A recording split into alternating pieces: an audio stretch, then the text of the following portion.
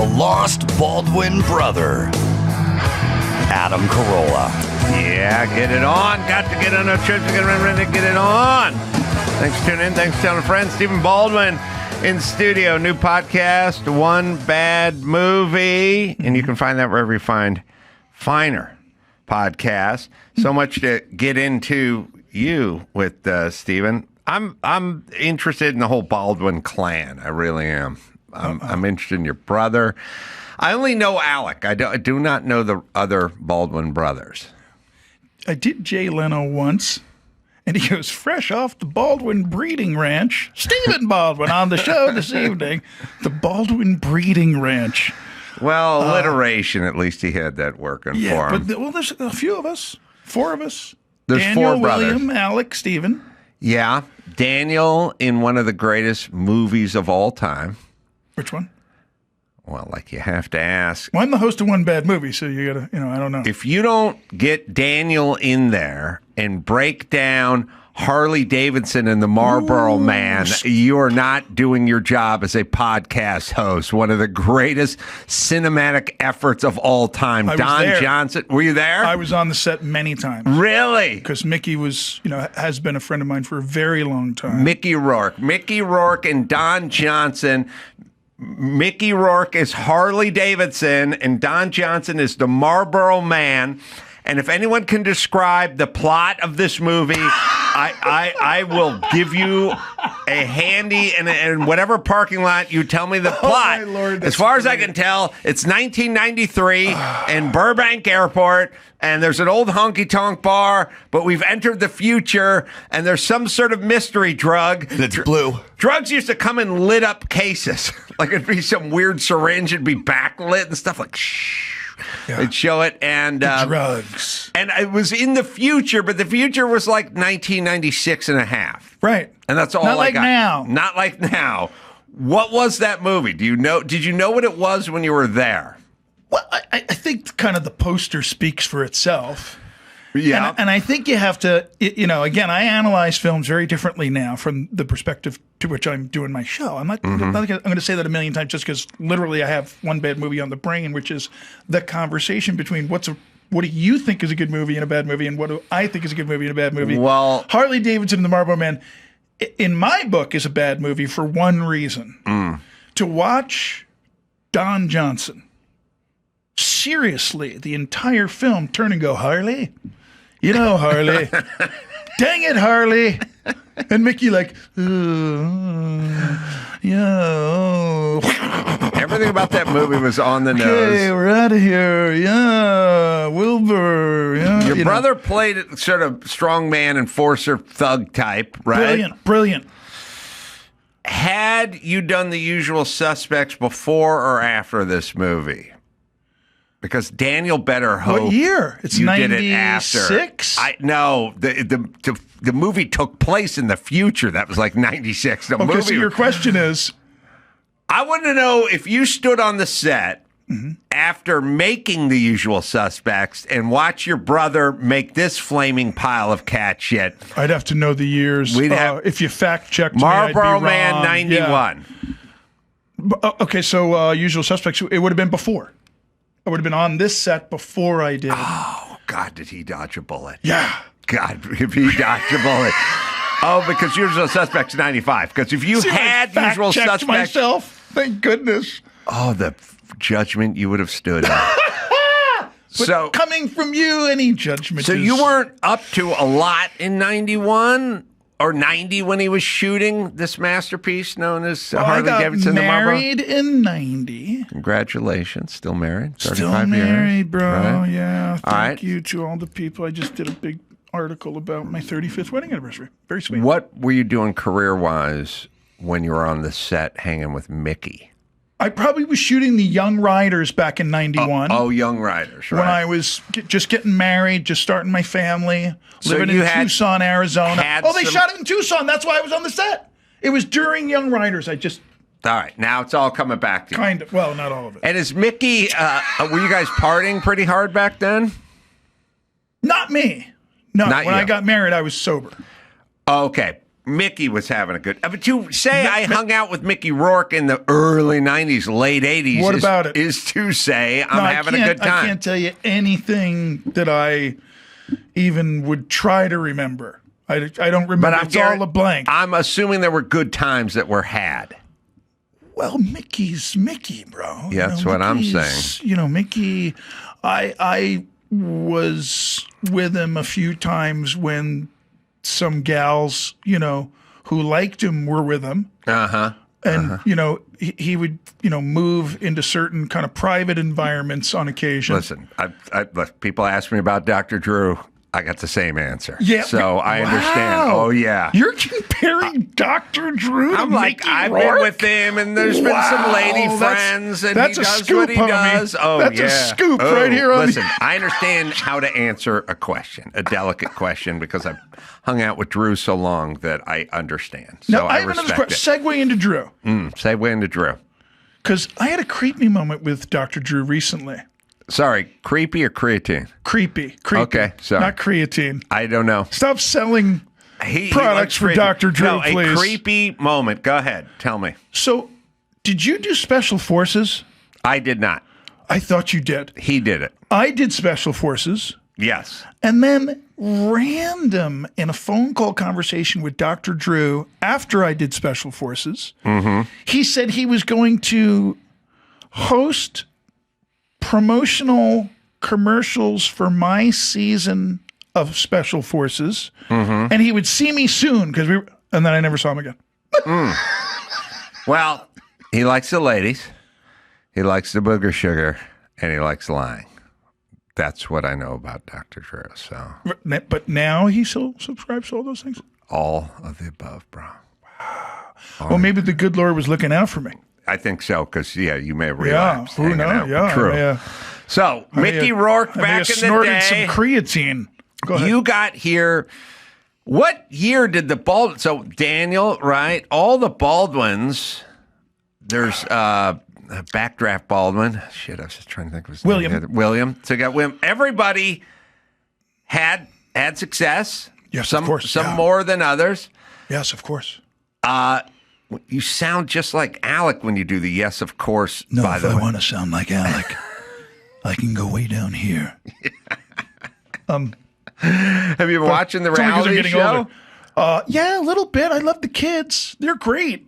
Is it fun? Is it fun? I never know. By the way, I talk to everyone, the Stallones and the Baldwins. I never know how everyone is doing with each other. But let me just put this out there. Yeah, I'm listening. As the years wear on, and the testosterone levels go down, and the prostate enlarges, is it easier just to kind of get on with it with the brothers, not so much competition, all the days fighting and wrestling I can tell back in the you, day? as far as I understand things, that right now all four of the Baldwin brothers' prostates are very healthy to this day. And is everyone getting along? But that's just me. That's what. Yeah, I mean, yes and no. Daniel talked on Patrick Bet David about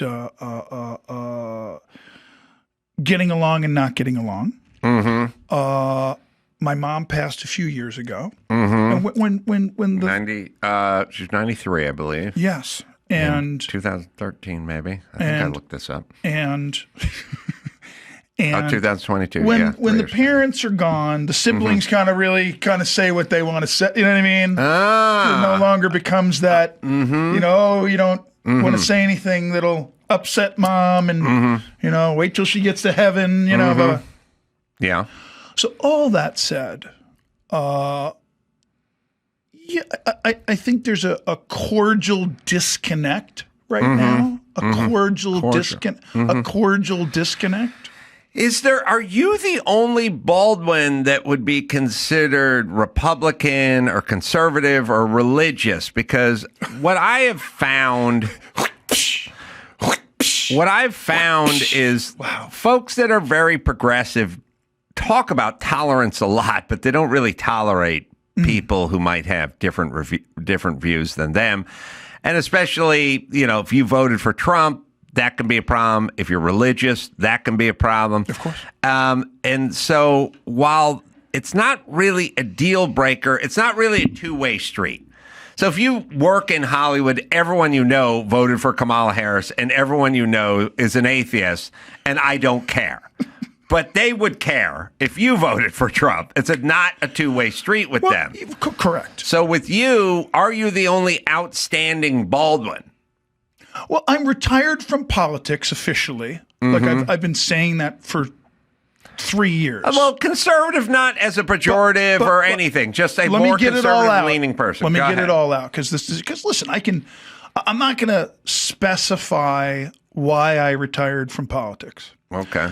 I'll say very honestly, in the risk of sounding like a religious zealot, but I'm a big prayer person. Yes, I'm a born-again Christian. I'm not, Catholic, I'm not any denomination. I'm just a guy with a biblical worldview who has accepted the Lord Jesus as my Lord and Savior.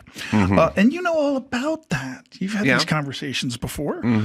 So now I'm just more of a guy who trusts whatever God's got for everybody. And I'm relaxing a lot with it, but mostly because not everything is as it appears now, right? Like if you think Doge discovered money that was wasn't supposed to be spent over here, imagine the church. Imagine if they really doged the church, right? Sure. You get the same thing. So I'm just learning it's better to just be quiet. Don't, you can evangelize, you can say what you want to say. But to kind of the bent you were leaning to there, which is it's still so polarized. Yeah. That now I just want to do one bad movie, talk about fun movies, do fun interviews. And only because I've been there, I've done that. I was on Don Lemon in September of 2015 and said Trump's going to win, and I think he'd be, and then I went through that season politically of my career. But now, now I'm just trying to, just trying to get to that Adam Carolla place. Well, listen. But I'm starting my podcast now, dear.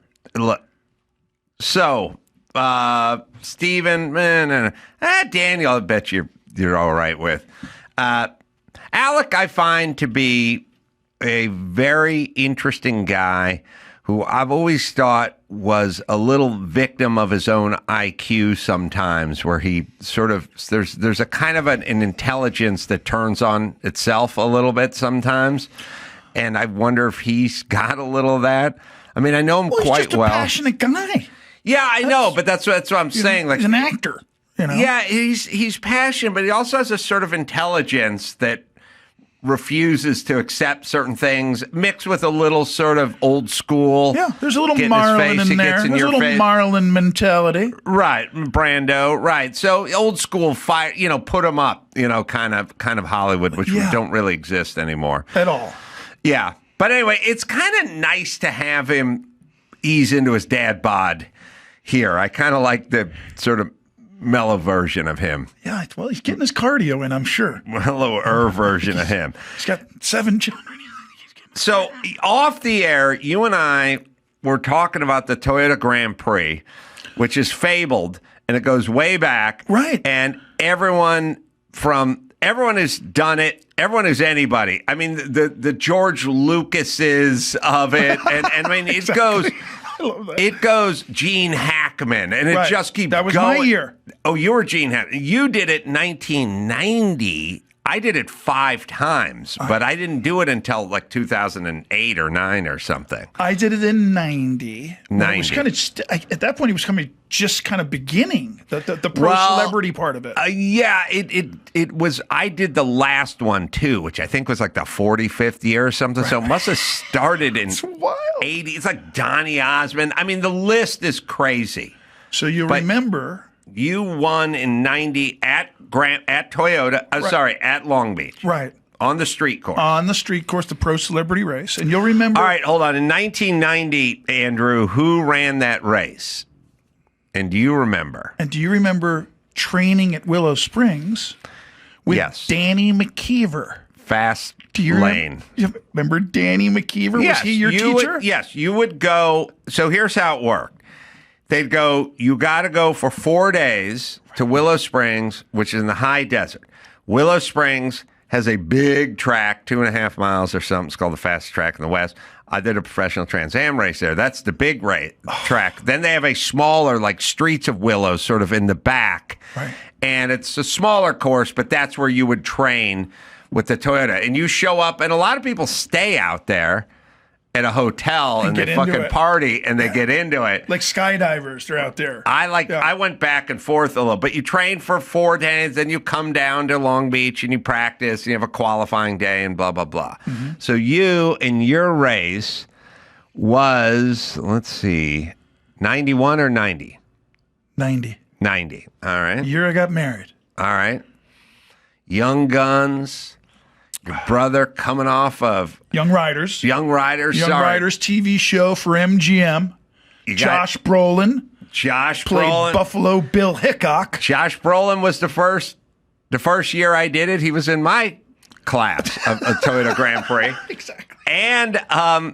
And your brother Daniel's fresh off of Harley Davidson, the Marlboro Man. And he was in it. Yeah. All right. So now, who's in that class? So you win that race. I won that race. You win the celebrity portion. The celebrity portion. Did they have a pro and a celebrity back then? So here's the Rahal story I was hoping to tell you. Bobby Rahal. Famous. Legendary. So they'd run the day before time trials. Mm-hmm. Qualifying. So you'd qualify in a time race. Mm-hmm. So who went the fastest, however many times, then they take those numbers, and then the next day, which was the day before the real race, they'd run a race. Oh, they would? For pole position for the race the next day. Oh, so they wouldn't just go off the fastest lap. No. Oh, they had a race for pole. For pole. For pole in the race. That's a weird one to me, because if you want to watch Formula One, Drive to Survive, they have qualifying on Saturday, race on Sunday, and it's the fastest laps on the pole. Right. So why have a race? But all right, go ahead. Because this let some of the celebrities figure out and be tested who could navigate with the professionals in that race. Right. Rahal's in the race. Bobby Rahal, famous So racer. you're going to figure out what other guys. We should look up if they have the list of who was in what were the pros in my 90 year. It's all chronicled somewhere. My guys tell me on the computer. So we do the qualifier race the day before. Mm-hmm. And I'm a much higher pole position because of, the allowances they give, from... They start... Now, at some point, they take the celebrities... Right. And they put them up front in their own pole, how fastest lap, all the way down, 18 or 19, maybe 17. And then they take the professionals, and they're supposed to start them 30 seconds behind. Correct. In their own order. So they do the same thing on the day before race. Okay.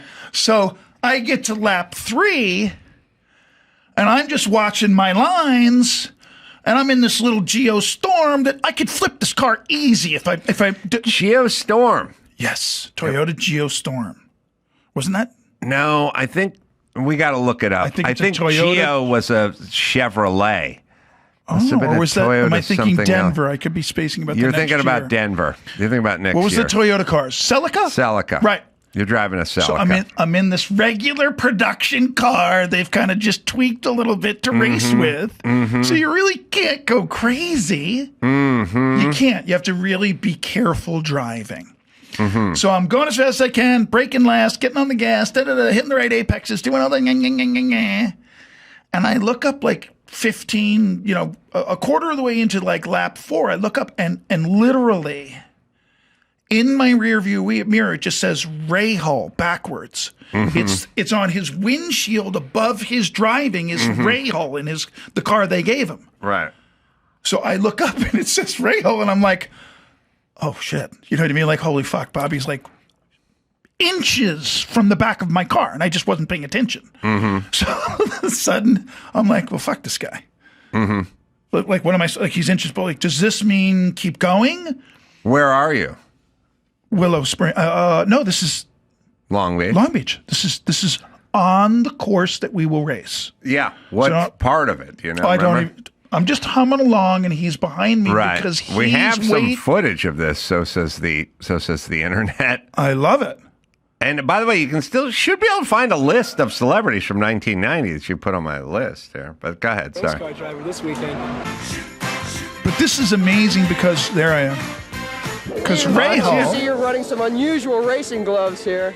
Well, you gotta Young Riders. Oh, Young Riders. Oh, you're wearing like Buffalo Bill. Buffalo Bill? He was a wild man, so I gotta stick to that method for these driving purposes. Are you gonna use any Buffalo Dummy. Bill techniques out there? I don't know if you can hear a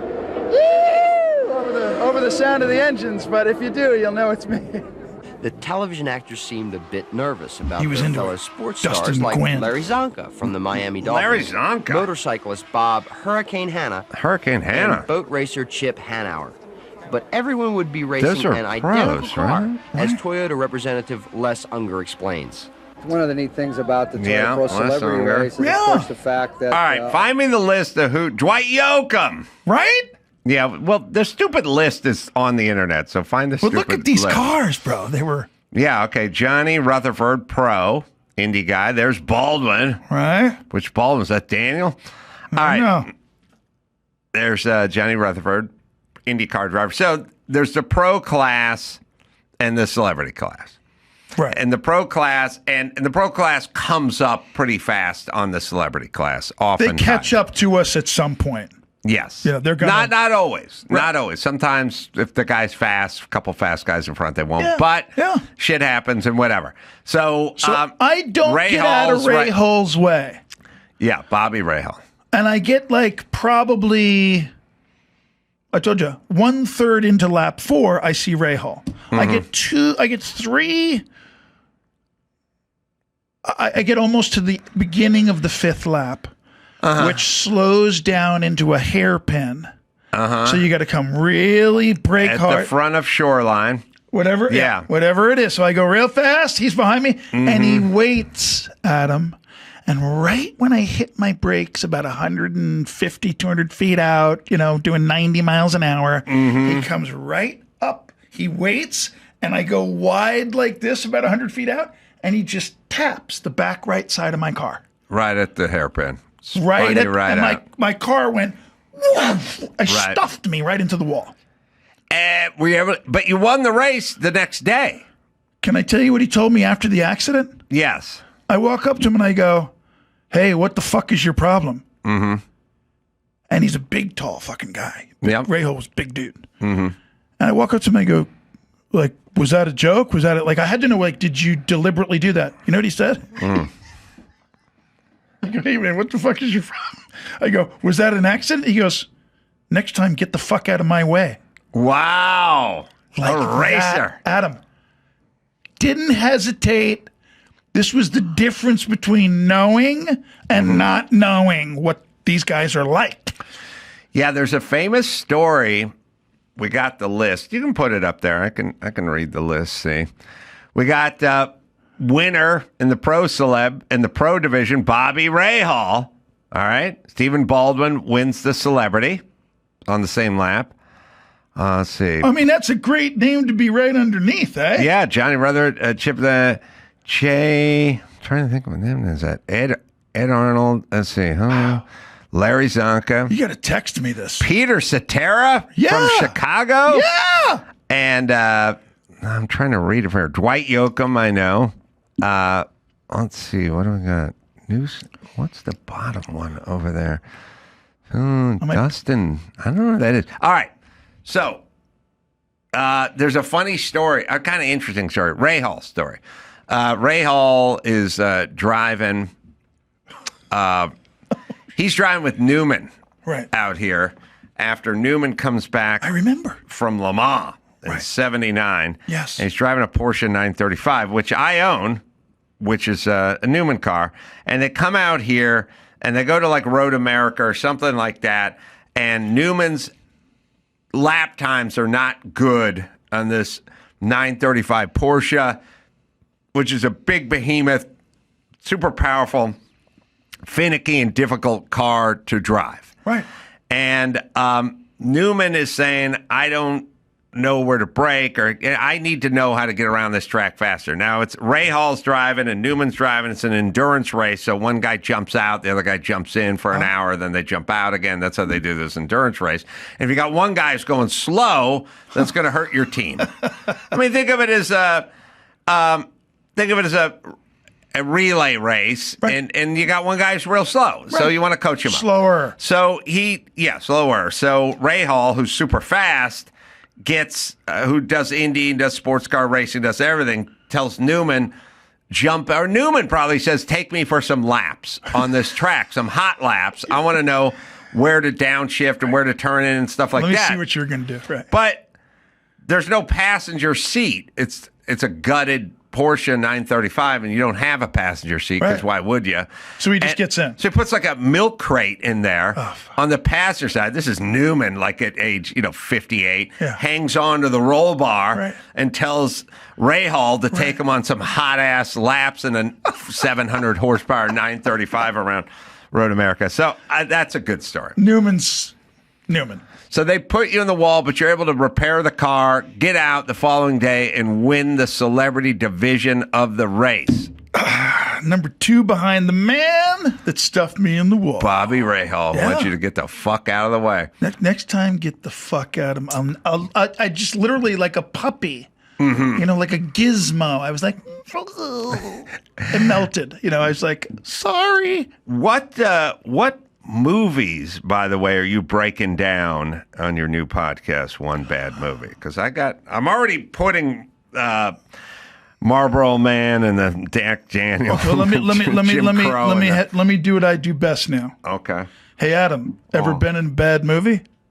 Stop. Okay, just let that all start to download. Right? Because on my podcast, which I hope you'll come join us and have some fun in the next couple of years, because we're getting kooky over there on the One Bad Movie. But it's just like we're talking now about whatever, and this conversation's only going to be what it's going to be based on Adam and Steven like chatting intellectually and humorously. But the standard Hollywood actor interview about a project coming out of this, and if the Adam Carolla Show got bought for $1 billion by Amazon, right? You'd have to do interviews about that, right? Just say how great Jeff Bezos is. Love him, right?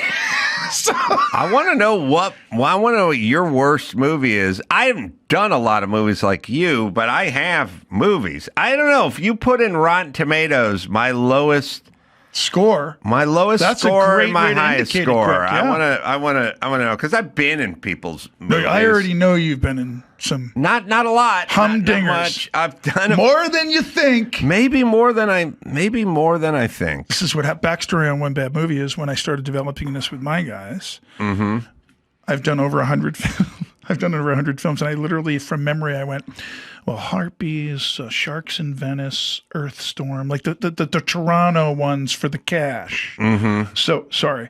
But now I can be honest about it, because it's 30 years later. I don't care. Right. But I thought there was about 7 like zinger bad. That you'd done. Bad, yeah, just bad movies. Out of 100. Yeah, I thought there was 7. Right. There was over 20. That's not good. Well, how do you define it? Is that just... Mama needs a new pair of shoes, Daddy. No, I get it, but I mean, who decided it was a bad movie? Well, I think, and again, you've had great success in real movies as a guy. Well, I made a few movies that I was in but people didn't really put me in good movies. No, you've never cameoed in a couple of good movies, or... I don't know. When the Rotten Tomatoes, they'll tell let's the see. tell Where the is tale. it? Let's go. I really have had no acting career at all. Well, I've made movies that I starred in because I made them. Were they any good? Yeah. Did they make money? Nah. Okay. Lowest rated I was in was Manson. Oh, is that true? I don't remember that one. That sounds right. 24%. Hold on, I have to make notes. Not that bad. Manson. Wow. What's Manson? I don't know. What's the... What is it? And the best is, look at this. I was in Manson. With Bronson. He was on my show. Bronson Pinchot? Was on my show. Really? He's already been on one bed. He's one of my heroes. Manson. Wow. Will Arnett. Yeah, it sounds familiar. It sounds familiar. Great poster. Zach Galifianakis. Yeah. That's a big movie. There you go. That's a studio film. Highest rated movie. Let's see what that. I gotta remember that. I gotta write that down. Highest. Oh, Wreck-It Ralph. It's a really good bad movie, Manson. The 24-Hour War, which is a doc, but it's a doc that I made, but I wasn't in the doc. You produced the it. Newman doc is 92%. No, that's great. You can't. Nothing. Wreck-It Bad Ralph doesn't come into Newman's. Wreck-It Ralph is 87 and 86. Big hit. Yeah. You're right. That was a big hit. Big hit. I think The Hammer was probably pretty high movie I made. That one I starred in. That was 82 and 90 with the Peoples. And What's The Popcorn Hammer? Man. Can I see it? It's a boxing film. Sounds like a bad movie. It sounds bad, but it was actually Sports Illustrated Best Sports Picture of the Year or whatever. And you produced it? I wrote it, I starred in it, produced it, or something that. Yeah. All right. Now, what's your worst? What do you think your worst Rotten Tomatoes movie is? It's either one of those few that I probably Harpies. Harpies. HARPI. It sounds like herpes, but it's Harpies. Yeah. What did that? Do you think it's got to be lower? But it never came out in theaters. Is it going to be lower than 24%? It's going to be lower than 10%. Oh, really? Single digits? What does it say? Stan Lee's Harpies. Oh, no. What? But there's no score for it. It's so low, it can't be measured. It's so bad, it's immeasurable.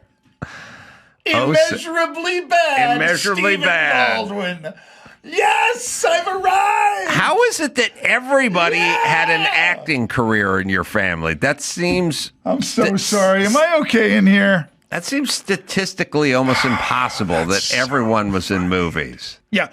Well, no, I'll never have four siblings directly made so many, features or content, et cetera, et cetera. Mm-hmm. You have to understand, Alec does a podcast. Here's the thing. He's got 400 episodes of that.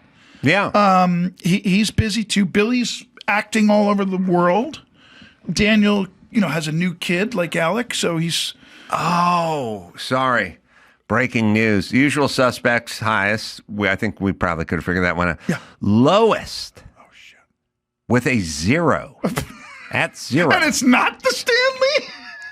It's not. You ready? So wait. So I've gone from two categories of immeasurable. Yes. A 0 and below 0. You were so bad that it could not be measured. That's number one. It's like having a penis that's so small, no ruler could calculate it. You understand? That's what you have. Yes, Adam Carolla. Metaphorically, that's what you have. 0. And let me try to defend your 0. Could I? I don't know what it is yet.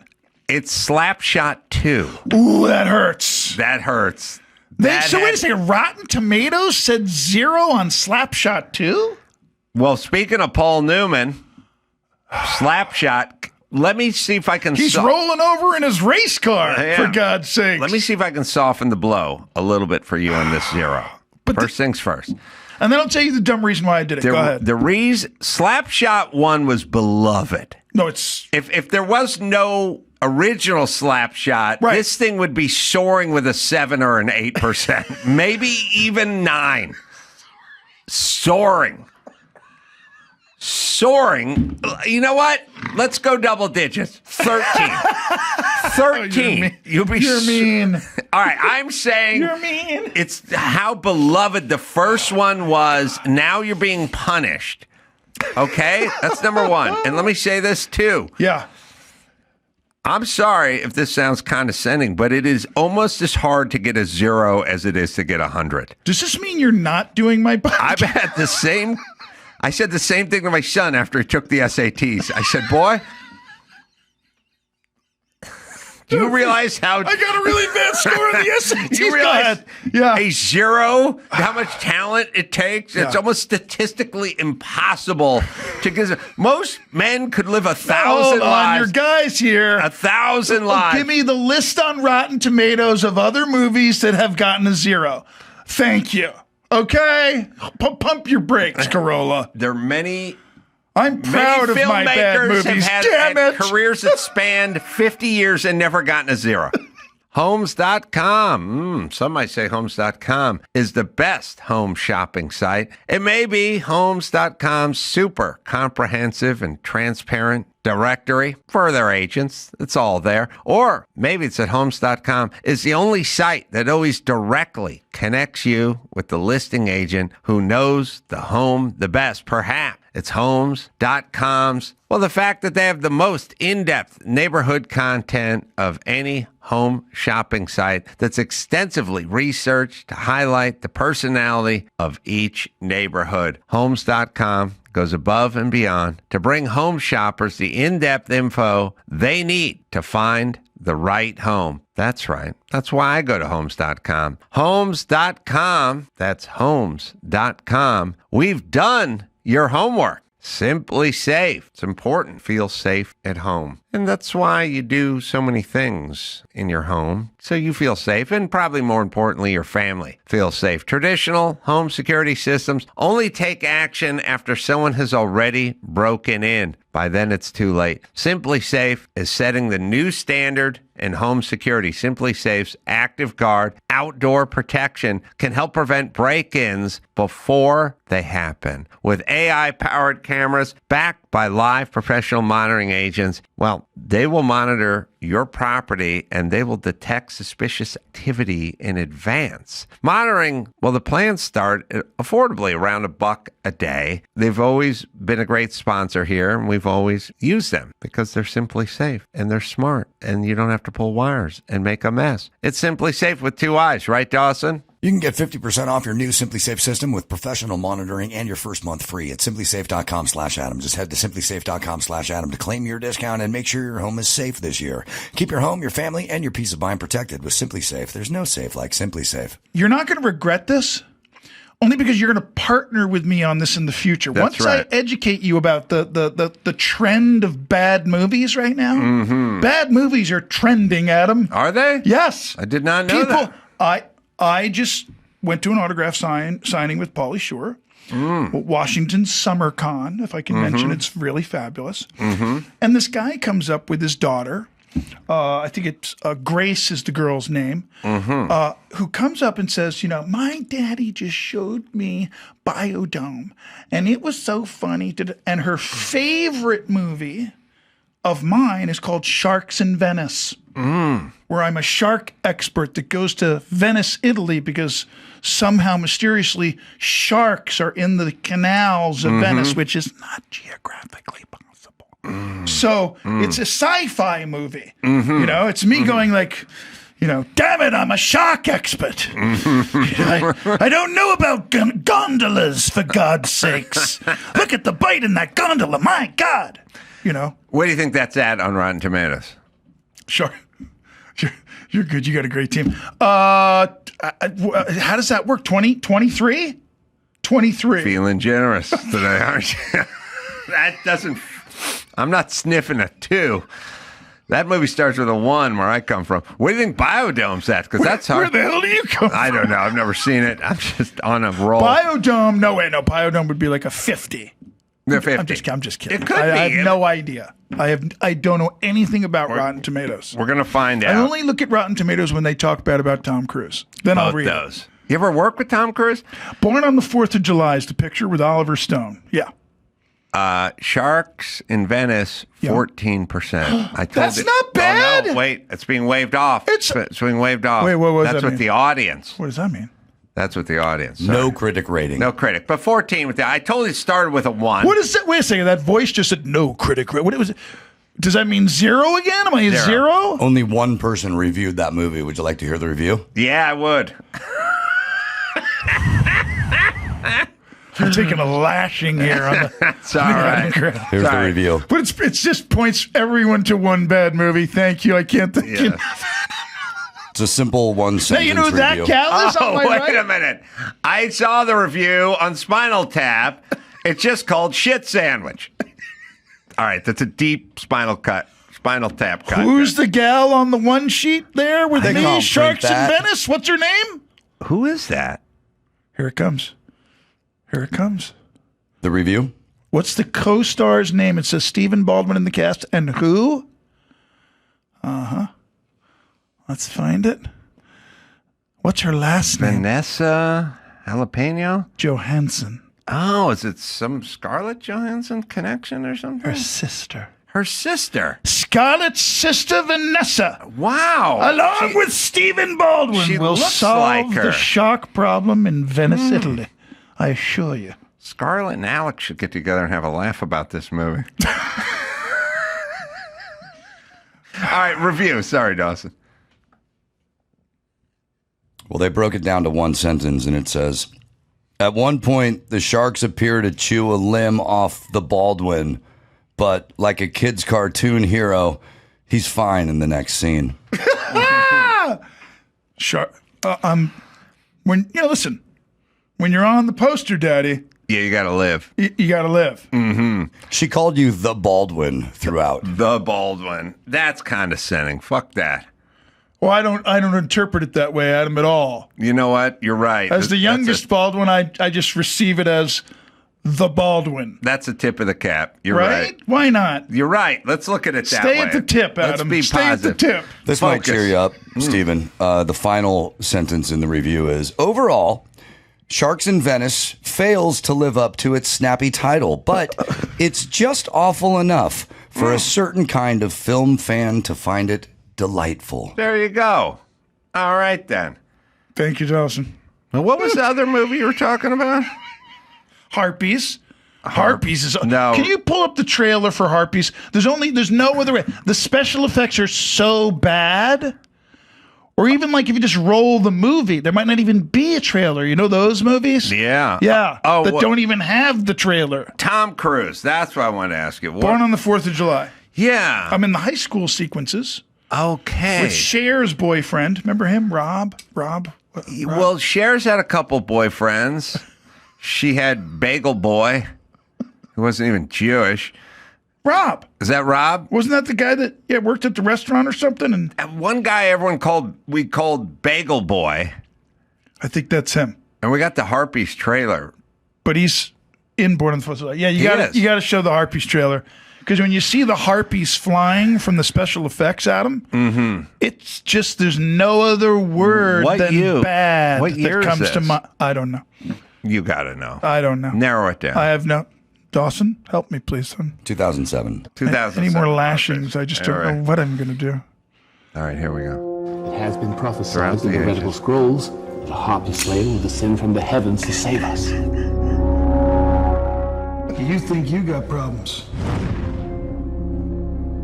I'd be careful with that. Oh, this is a serious movie.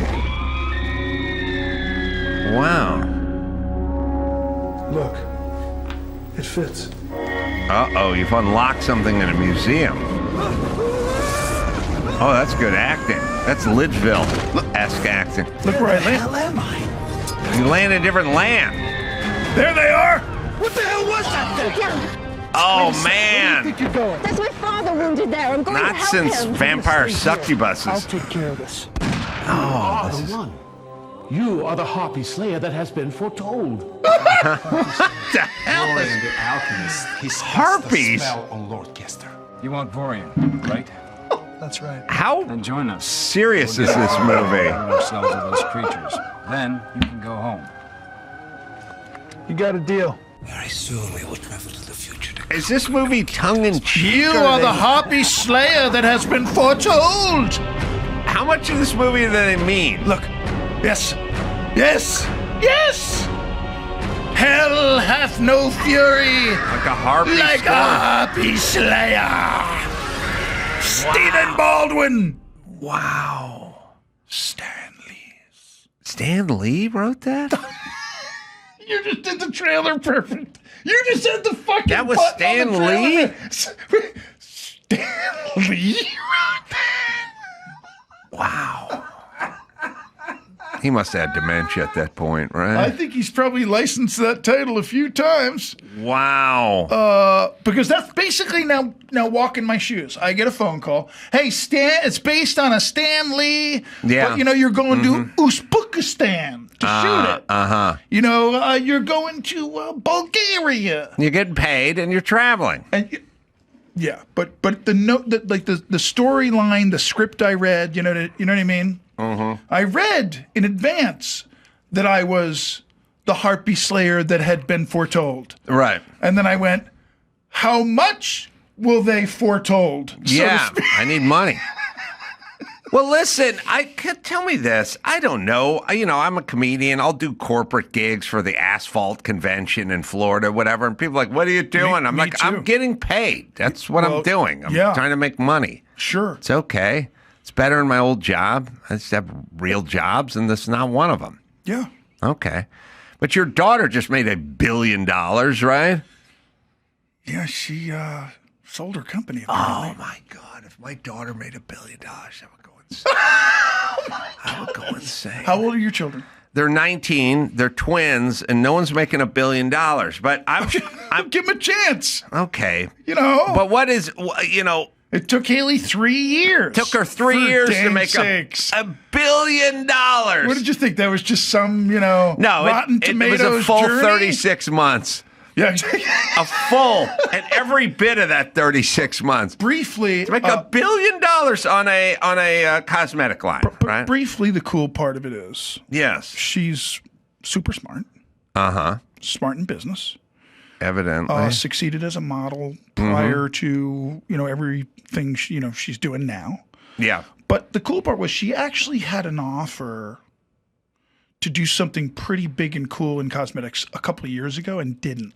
And said, I'm doing my own line? She wanted what the product was for her company to be really something that, it wasn't just BS and I'll put your name on it. It really was something. But the reason it's succeeding is because the folks are responding to it actually works as a hydration, all that kind of stuff.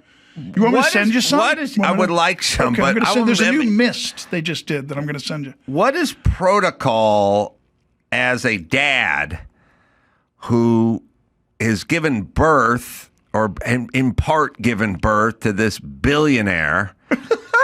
Is there a thing? I mean, listen, Jay Moore was just in here. Mm-hmm. Jay Moore. His kid's a billionaire? No, he's a billionaire because he's married to he's married to a bus, Genie Bus. He's married to Genie Bus, and the Lakers just sold for $10 billion. Right. I'm going to take any bloom off your rose, married? but some people have multiple. That's his wife now. Well, it's his wife now. Obviously there's a prenup involved. But so here's what I'm saying. I make more money than my sister. Right. But I don't make so much money that I can just peel her off a couple $100,000 and forget about it. Yeah. I'm sort of make good money, but I also have lots of obligations, financially.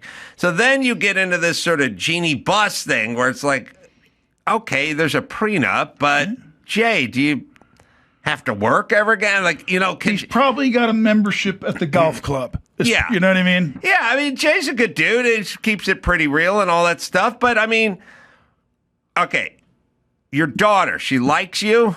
Yes. Okay, that's a good start. Yes. That's a good start. Sure. Okay, and now you can never, if you said, I got to go to Bulgaria to do Lackey 7, would she go? Harpy 7. Harpy 7. Would she go, what are they paying you? And the Slayer returns. And then you'd go, well, with per diem. Right. It's probably almost $181,000. And then she'd go, let me just go out to the ashtray of the Bentley, see if I can scrape that together so you don't have to get on an airplane and do Harpy 7 in Bulgaria. Is that a scenario that might happen? No. No. No, well, just listen. My family in across the board is trying to invest in its own future. You and your wife and everybody. Yeah, it's brothers, sisters, family. Your brothers, sisters. Blah blah blah. Do you have sons as well? No, just 2 daughters. 2 daughters. Yeah, and my first daughter's married to a great guy, very successful, with my granddaughter Iris, who's 5. Mm-hmm. Very successful. And so I'm blessed that my 2 daughters married 2 great guys. Mm-hmm. But after that, you have a lot of scenarios with the nepo baby-ness, where you have parents that just feel like they need to be involved, and I don't subscribe to that. Yeah, I get it. You know what I mean? I let my kids do what they're doing, and then if they want to throw a boomerang at me, then I'll call them back. But would it be fair to say that she would not let you fall on your face if the wheels just came off the wagon? Yes. If the mortgage was due. Yes, both of my children without are the kinds of kids that if I ever struggled, yes, then sure, they probably would bless me beyond measure. Okay. So you have in a weird way, it's like a safety net. But you realize what you're doing right now, because what am I doing? If one of your kids might ever really become wealthy, you're screwing yourself right now. Am I? Wait, I think I'm setting the table for them to give me money. Well, but no pressure, Adam. Just let them make the cash first. I'm letting them go. I'm just saying. You're drooling. It must be unspoken. Make 1 billion kids. And Hailey, fan of your wife? Huge. Huge. On the phone almost every day. Every day? Almost every day. Okay, that's good. That's good. Because as long as you're connected to her, she won't let the wheels come off the wagon for you. Yeah, that's good. Well, yeah, but the sweet part of my kids, too, is no matter in the wake of whatever their success is, their dad remains the same. Like, I've always been the same way. You're going to tell your daughter the truth. Yeah, and Hailey looks like you. It's a distinctive look, but in the eyes, very, very much, just very much your look. So whatever she's made, she owes you for your aesthetic. That's what I would say. In the karma of it, amen. But I'm the kind of guy that I want her to take advantage of the time and energy she has to do everything she's doing now, so she can chill and retire and do whatever she wants in the future. Jesus, what a world. Yeah, it's weird. It's the entrepreneur, I didn't even know what an entrepreneur was when I was young. Did you? I mean, it's on my Instagram. It says entrepreneur. I didn't talk to anyone. I didn't know anybody. I didn't even know. Knows what it means. I thought you could have your own Taco Bell. That's kind of what I knew. Right. But I didn't know anything further than that. Or your own cosmetics company. I didn't know you could do that when I was a kid. Or when I was 20. But for example, another group of guys that came and did one bad movie is the Lawrence brothers. Remember Joey Lawrence? Whoa! They got a podcast now called Brotherly Love. It's a very cute thing. And one of their corporate sponsors, is it Man Wipes? Is that what it's called? Man Wipes? Man Wipes. Those guys are getting money. They're getting a check from something called Man Wipes. Yeah, listen, I was in Dudescape, or what movie was I in? Dude. But you and I should find a reason. We should come up with some. I was in, sorry. But we should come up with some. We should do Mansum too.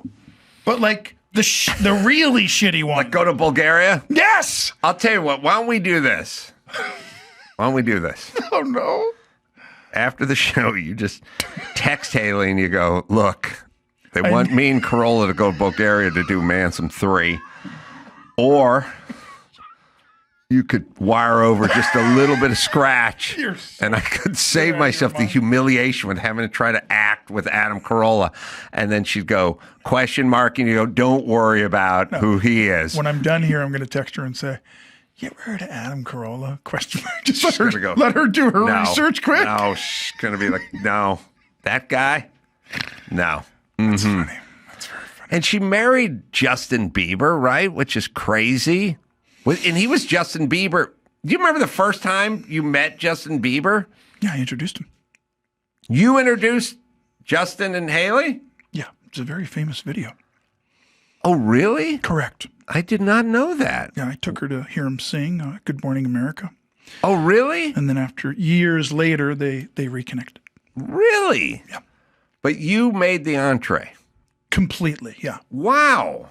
What? Why? Or were you just going, hey, I love Justin Bieber singing? She just wanted to go hear him sing, yeah.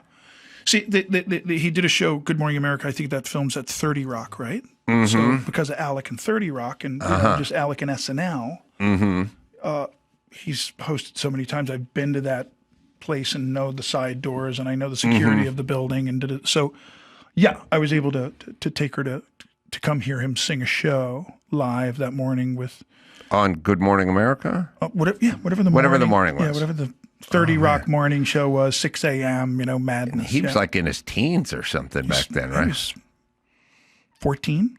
Really? 14. 15. And she liked him. Did you know who he was? She was a fan. She was a fan. Did you know who he was? Not really. Okay. But it was I mean, listen. Okay, so if you get to be a celebrity, sometimes my daughter, she'll go, oh, I love Modern Family. And then, you make a few phone calls and you get to go to a table read of Modern Family and you bring her. Right. And then if she likes some country act, Lady Gaga, she wanted to go see I think she wanted to go. Oh, she's booked at Kimmel's. Can you get me to go meet Lady Gaga at Kimmel's or whoever it is? Yeah. It's one of those situations.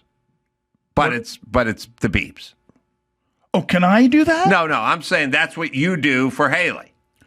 She goes, I'm going to see Bieber. You know the place, 30 Rock, Good Morning, whatever. And you go, yeah, I think I can facilitate that. Well, I think it was more she knew he was performing, so if there's tickets, can you get tickets? Uh-huh. So I said yes, but she didn't know we didn't need tickets. We have the video, so says someone. Look, that alone is worth $70 million, I think. It's Carson Daly. That's Carson, right? You're so funny. You're going to get me in trouble. Well, I'm just saying. Carson Daly.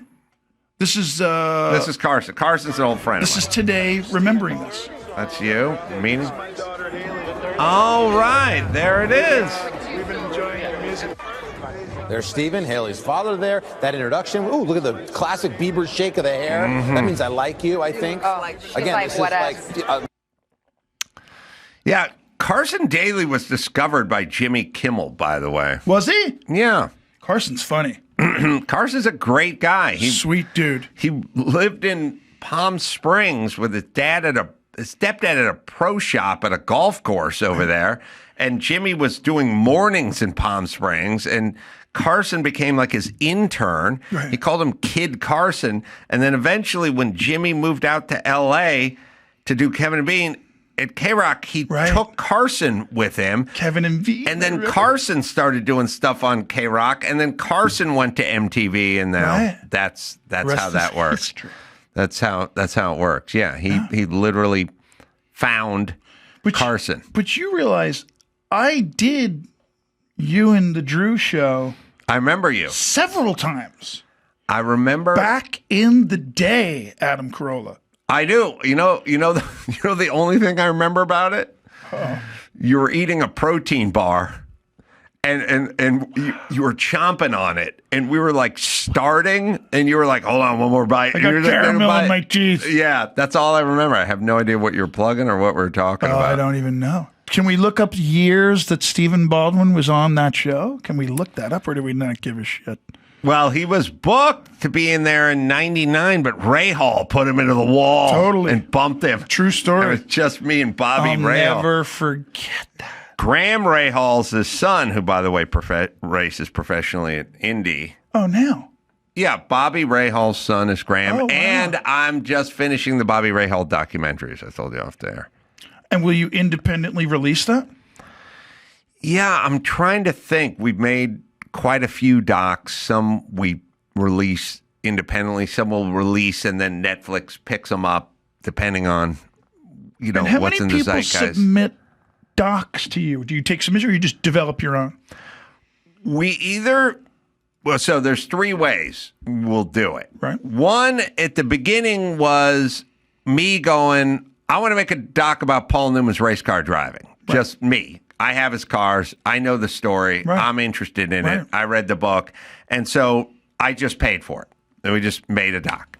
And then later on, you get a version where you go, someone should make a K-Rock doc or Bobby Ray Hall doc or whomever, and somebody funds it. Right. And then we make the doc. Like an ESPN. Right. Except for this is not ESPN. But it's like, and then at some point, I'd made a Carroll Shelby doc, a Ford versus Ferrari doc. I call it the 24-hour war, which I think is a better term with Ford versus Ferrari at Le Mans. And then the movie comes out and gets a bunch of heat. And now we have a Ford versus Ferrari doc that we made before the movie came out. And that's out? It's out. Yeah, we made it before the movie came out. And then we made the Carroll Shelby American doc before that Matt Damon played. And now Netflix comes to us and they go, oh, you got these docs about this stuff that people are talking about. So then they bought it. Oh, great. But that was just kind of dumb luck. Right. And then out now, When We Went Mad, the unauthorized story of Mad Magazine, which is available as we speak. A new doc. And then sometimes there's docs. That's going to do great. Hopefully. Sometimes there's docs where people Can I blow your mind? Started on the doc. You know and where we the finished Mad them. Magazine doc needs to have a booth? At the autograph signing things. Oh, with you and Polly. Well, you could hire me to do it if you want.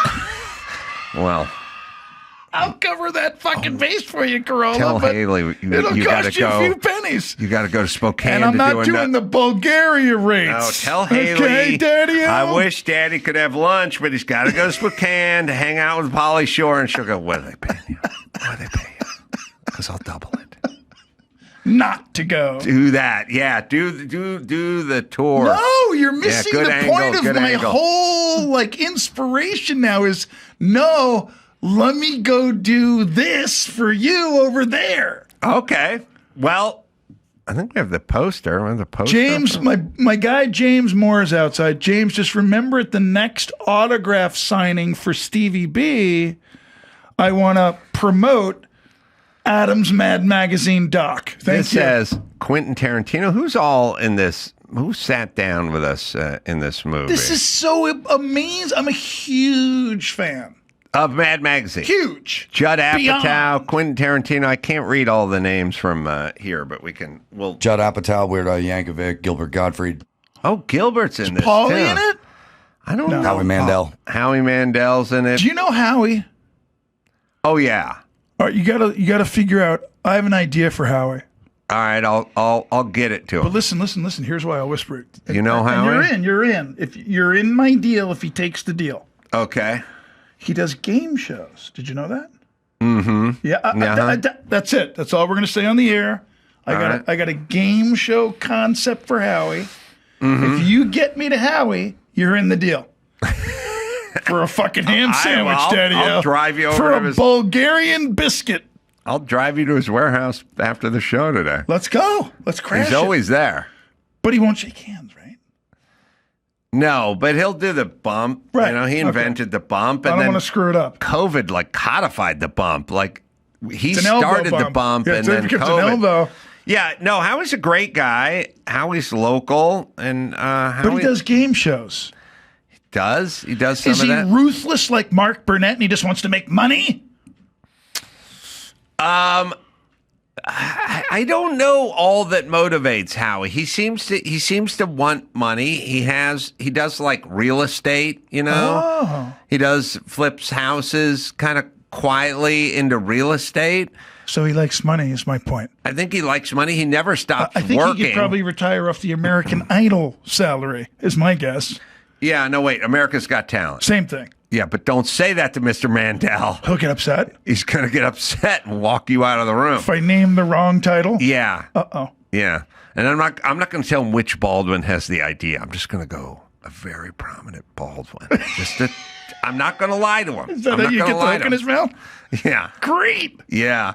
But it's a brilliant game show concept that it's kind of like I already ran the numbers with my military people. And we already know it's a hit. We just have to find the right place to help us create it. Well, is Alec doing any game shows anymore? I don't think so. I used to do that show of his all the time. Yeah. Password? Well, that's No. one of them. Was it Password? God, all I remember is I couldn't spell the word banana. It embarrassed the shit out of me. I was sitting there, And was it Hollywood Squares? No, it was the one in New York. It was the recent one. Right. And he used to want me Can there. we look up what the heck we're talking about? Does anyone know? Match Game. Match Game. That's it. He donates all that money to charity, Hunt. Really? All of it. Fool. Millions. Well, I loved it. It was easy. It's an easy show. I'll tell you, got to watch out for shows. You got to watch out for situations where they freshen your drink for you all the time. Because what would happen is they would go... She couldn't figure out how to spell banana. You know why? Let me tell you how dumb I am.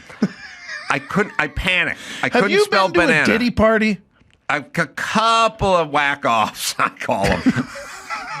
But I would went throw to a single two party called a whack-off. It was just me in a tent. But at a that's a documentary. I got my own velvet robe. Whack Off, the documentary. Me, myself, and I. I was trying to spell banana on your brother's show, and I was panicking, and I thought back to a cheer from the East Valley Trojans, and I screwed up the spelling. There used to be a cheer where the girls go bananas, go bananas. Yeah. BANAN, and I was like in my head, I was like go banana, go bananas, BANAN, and I just heard blur after and I lost fucked up, and then I misspelled it. And I turned it over, and everyone laughed at me. It was really a bad dream for me. Yeah. Do you feel me? I remember SUCCC. Success? That's the way we spell success. Yeah. Right? I learned how to spell Saturday from the Bay City Rollers. Right. Me too. SATURT. That I would sit there and that would go through my head. Night. But Am I spelling success right? I don't think I'm spelling it right. SUCC. ESS? I think. Is that how you spell success? SUCCESS. Right, thanks. Yeah. Thank God he's here. You go to college? Or was it just right in acting? I went to a year of the American Academy of Dramatic Arts. Oh. And then I wasn't supposed to be auditioning professionally. Mm-hmm. But I auditioned for a Broadway musical about the Beach Boys on a weekend in the first year of the American Academy of Dramatic Arts, where, you take, Commedia dell'arte, you take fencing, you take ballet, you take theater history. Like, it's a very intense, real, not something for a kid from Massapequa, just between me and you. Right. So, yeah, I was not invited back to the second year of the program. But you got the Beach Boys, John. No, I didn't get the Beach Boys. Oh. But I am in, all the curriculum of American Academy. When you see the brochures of the alumni. Oh, yeah. They booted me, but I'm alumni. Isn't that funny? Who else is in there? There's legendary people that graduate. There's legendary people that graduated from the American Academy. I think William Hurt went to the American Academy. Great theatrical theater, legitimate, non-harpy slaying thespians. All right, Steven, you want to hang out? We're going to do some news. Great. Are you going to do one bad movie with me? Oh, yeah, I'll do it. Because I got to do it now. We're recording. I got to have the evidence of you agreeing to do it. Yes, okay. I shall agree. That'd be great. I will hold up an edition of LA Times from today. You take a picture of me with the date on it, and then we'll do it like a hostage video. Just send me a screenshot. Yeah. All right, quick break. Back with the news right after this. This summer, Pluto TV is exploding with thousands of free movies. Summer of Cinema is here. Feel the explosive action all summer long with movies like Gladiator, Mission Impossible, Beverly Hills Cop, Good Burger, and Transformers: Dark of the Moon. Bring the action with you and stream for free from all your favorite devices. Pluto TV. Stream now. Pay never. O'Reilly Auto Parts. O'Reilly Auto Parts. You know the jingle. They're in the business of keeping your car on the road. O'Reilly Auto Parts offers friendly, helpful service and the parts knowledge you need for all your maintenance and repairs. I've always used O'Reilly Auto Parts. I trust these guys. They've been my neighborhood auto parts guy store since, I don't know, got my first truck probably. So whether you're a car aficionado or you're an auto novice, you'll find the employees at O'Reilly Auto Parts are knowledgeable, helpful, and best of all, they are friendly. So what do? Stop by O'Reilly Auto Parts today, or you can visit us at O'ReillyAuto.com/Adam. That's O'ReillyAuto.com/Adam. It's time to check Adam's voicemail. What up, Bass Man? You talked about the oh-so-incredible grip of Tom Cruise and other characters in their action roles. So, question for you. Would he have dropped that babe in Cliffhanger? What say you? Now go and get it on. You can leave us a message at 888-634-1744. Stephen Baldwin in the studio. One Bad Movie, the name of his podcast. I'm going to be on it soon. Elisha Krauss back in doing some news. Nobody likes Cliffhanger like I like Cliffhanger. Right. I love Cliffhanger. Yo. But there's a problem in that film, which it's based on a premise of Rooker. Michael Rooker. Michael Rooker takes his rucksack of a floozy girl up to the devil's playpen, and she's going across. He traps her up there, right? And then he announces his knee hurts and he can't get back down, right? Meanwhile, Stallone's just sitting around in his cabin, just watching the wheels go round and round, gets the call, goes up there. Right. Now the winds start kicking in. He's got his novice girlfriend, Rooker does, on top of the devil's playpen. Stallone does everything he can to get her across, but her glove comes off and she falls to her death. And then next scene, Rooker's like with Stallone, you killed her up on that mountain. And he didn't go hey, bitch, if you'd taken her to a hot tub and gotten a blowjob, then none of us would be here right now. But no, you took her up top to fucking Devil's Playground, and then you called me to save her because you had a fake injury from high school. So how's that really on me? But he blames himself for killing her, which he absolutely did not do. Can I just say, I've never seen that movie. What? Get the hell out of here. And no. I feel like instead of Cliff Notes. Best possible answer. Go ahead. I feel like instead of Cliff Notes, you should do Carolla Notes of action movies that chicks have never seen. Adam, this is why you need to just do like that. My podcast. Well, screw that. Because guys like you and me need to tell the kid who left the voicemail, first of all, there's no such fucking thing as Tom Cruise dropping anyone ever. His grip is He's Tom Cruise. His grip is too It's good. a dumb question, son. You obviously don't know great Hollywood like we do. Cinema. Let me tell you cinema, correct.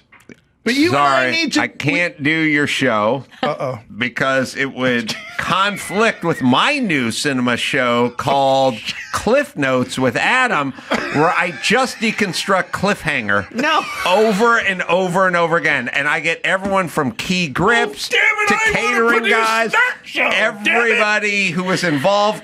Transportation, everyone who worked on the movie Cliffhanger will be on this show. Craft services. Everyone.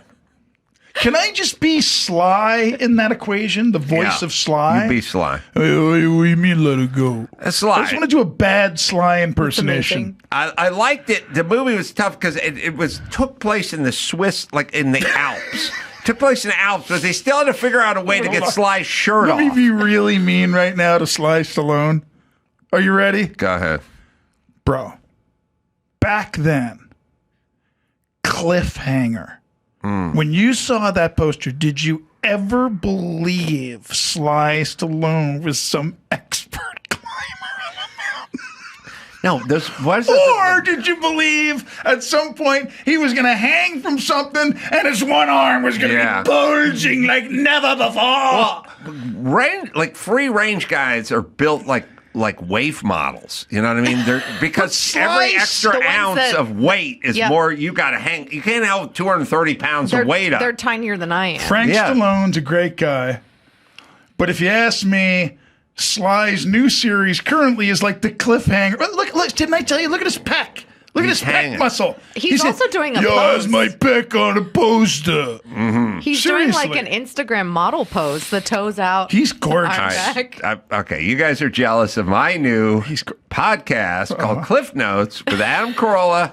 No, where I think we break you down need to think cliffhanger. bigger. You need to think bigger. It's Carolla Notes, and it's about every action movie from whatever decade this was. I like to really drill down on just Cliff Notes. Can we watch the trailer for cliffhanger? No. Oh my God. We can't clear it. I'm begging. Alicia's got to do news. She's got news. I got news. But maybe we'll pull up. There's also, by the way, there's another great line from the Sharks in Venice review. That was a movie that Steven Sorry, was in. I haven't seen that one either. What? It's so much better than Cliffhanger, I assure you. Bite your tongue. The only thing missing from Sharks in Venice is Sylvester Stallone. Nice. If you ask me, yo, this shark. All right, one more line. Sorry. I think this is actually complimentary, Stephen. Oh, thanks, line bro. is- And you changed your voice for this one, too. I appreciate that.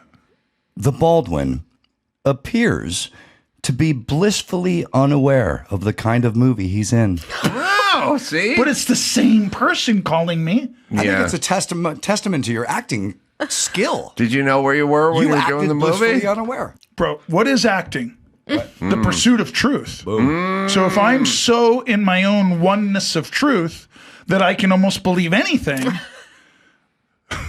Blissfully unaware It's a compliment. of the kind of film That's he's a compliment.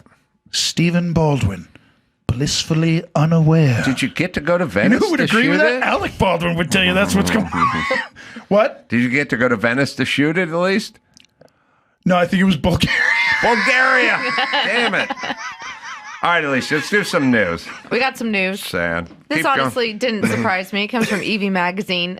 Liberal women are the least happy and the loneliest in America. According to a 2024 American Family Survey, young liberal women are significantly less likely to report life satisfaction compared to their conservative peers. Findings revealed that 37% of conservative women and 28% of moderate women aged 18 to 40 reported being completely satisfied with their lives. However, for liberals, that was 12%. Liberal women are almost 3 times more likely than conservative women to experience loneliness. By the way, as a woman, even a conservative one, I feel like 37% of being like completely satisfied with your lives is not high enough in the United States of America. Like that seems real low. Should be 51, don't you think? Right? Like at Should be least 51. We're Yeah. 51% of the demographic, right? Tell you this right now. You know what it takes to get from rotten to fresh in Rotten Tomatoes? 60. 60% means if Sharknado 7 or whatever. 59? That's not fair and balanced. Well, not to a guy who's a single-digit guy like you, but the regular filmmakers, that's still a low score. So basically at this point, Adam Carolla is professing that there's no way I'm like ever going to get back up to like over 25%. There's no recovering in my future. I don't disagree. know that. I don't know that for disagree. certain. I disagree with me, too, wholeheartedly. A lot of the time. 59 is rotten, 60 is fresh. And I think we should do that with happiness. With too. happiness I scale? agree. You can't be, when they go, it's always sad when they go, this president has the highest approval rating of any modern president in the last 50 years at 47.5%. I'm like, it's still under 50%. And Congress is like 22%. Or 11 or on something. the scale that you're saying, this is what's very funny about the observation. If you studied politics 30 years ago and you study politics now, you could see that all of that conversation, well, look where he was in the polls here and look where he was. Look, what are the polls now?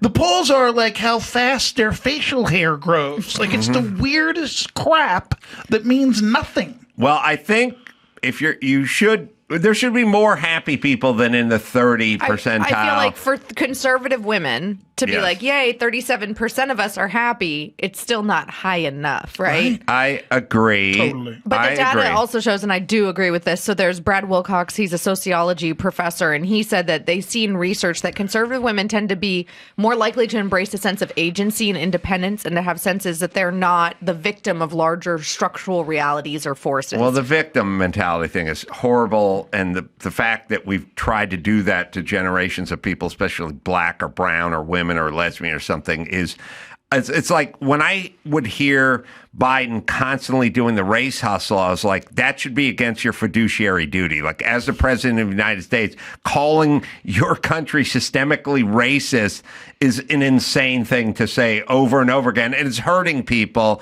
and it's untrue. But of course you would feel that way. And every time you turn on The View, it's just those dumbos going, you know what it's like to be a black woman? I don't know, millionaire black ladies. Tell us all about what that's like in 2025, you fucking hypocrites. Number one. But number two... Don't sugarcoat it, Adam. I won't, but they're race hustlers. First off, I don't think Sunny Hostin presents as black. I don't. I think she walks through life as a mixed... You all right? What do you think it means? Like, presents as black? Yes. So if you're looking... because you believe in, like, a stereotypical... Like, what is a stereotypical, like, black person supposed to present as to you?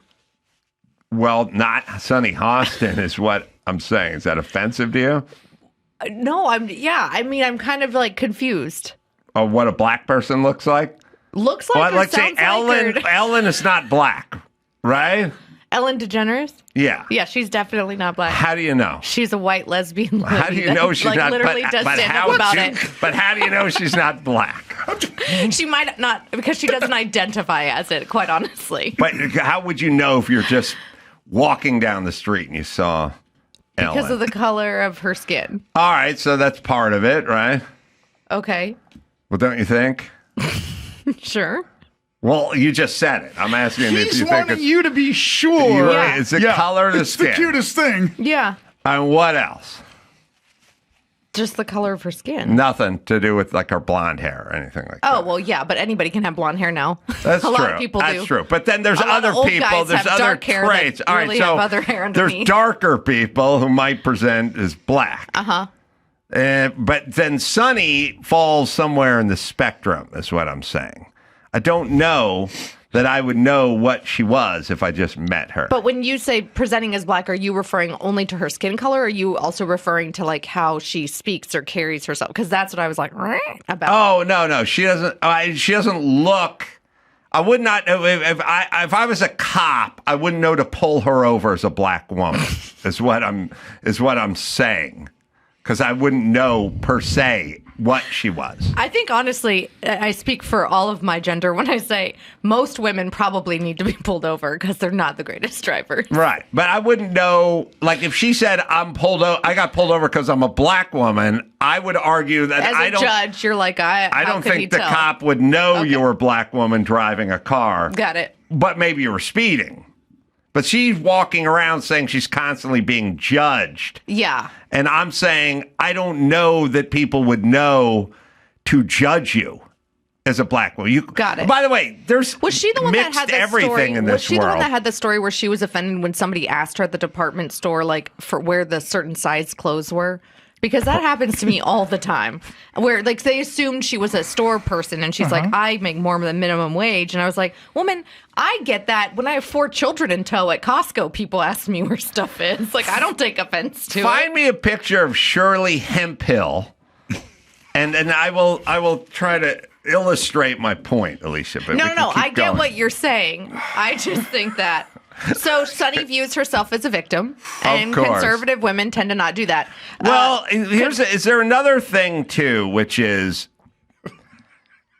you can go to the game and you can order a hot dog and you can enjoy your beer and your hot dog at the ballpark, or you can sit around all day reading about what's in the hot dog, and then you can't enjoy and then your you're hot like, dog. oh my God, there's red dye 40. I can't have the Dodger dog anymore. I'm saying have a beer and a hot dog. Yeah. And they're going, do you know what's in this hot dog? So that's part of, I think that's part of it. You just like kind of normalized what this professor said. That's what I do with hot dogs and black women. I normalize. He said that conservative women are also less likely to catastrophize about public events and concerns, and more likely to think of themselves as captains of their own fate. Well, it's difficult when you think, A, society's against you, but then B... And the patriarchy and the systems and the things. But also you're not steering your own vessel. That's a little weird too. Like I get to feel like, well, I'll just do what I want to do or not do what I want to do. And if it works, it's because of me. And if it doesn't work, it's not because of anything but me. Also, not to get like preachy, but for a minute, conservative women also tend to be religious. And so it's like when you're like, well, my fate is in God's hands and then my hands, not government's hands. Right. It gives you a level of like mental clarity and peace that even if the whole world is like red dye 40 or Trump or they're going to kill you, you're like, okay, whatever.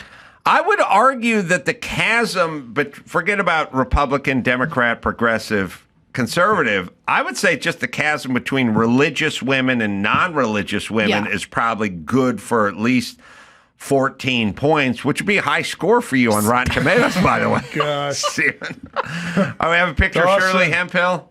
Pay attention. Pay attention. I need help over All right. Now that is a woman who obviously presents as a black woman. Okay. And if she you're got going pulled based over, solely on skin color. she could say, well, no, the hairstyle as well, and then other characteristics as well, which are built into certain cultures.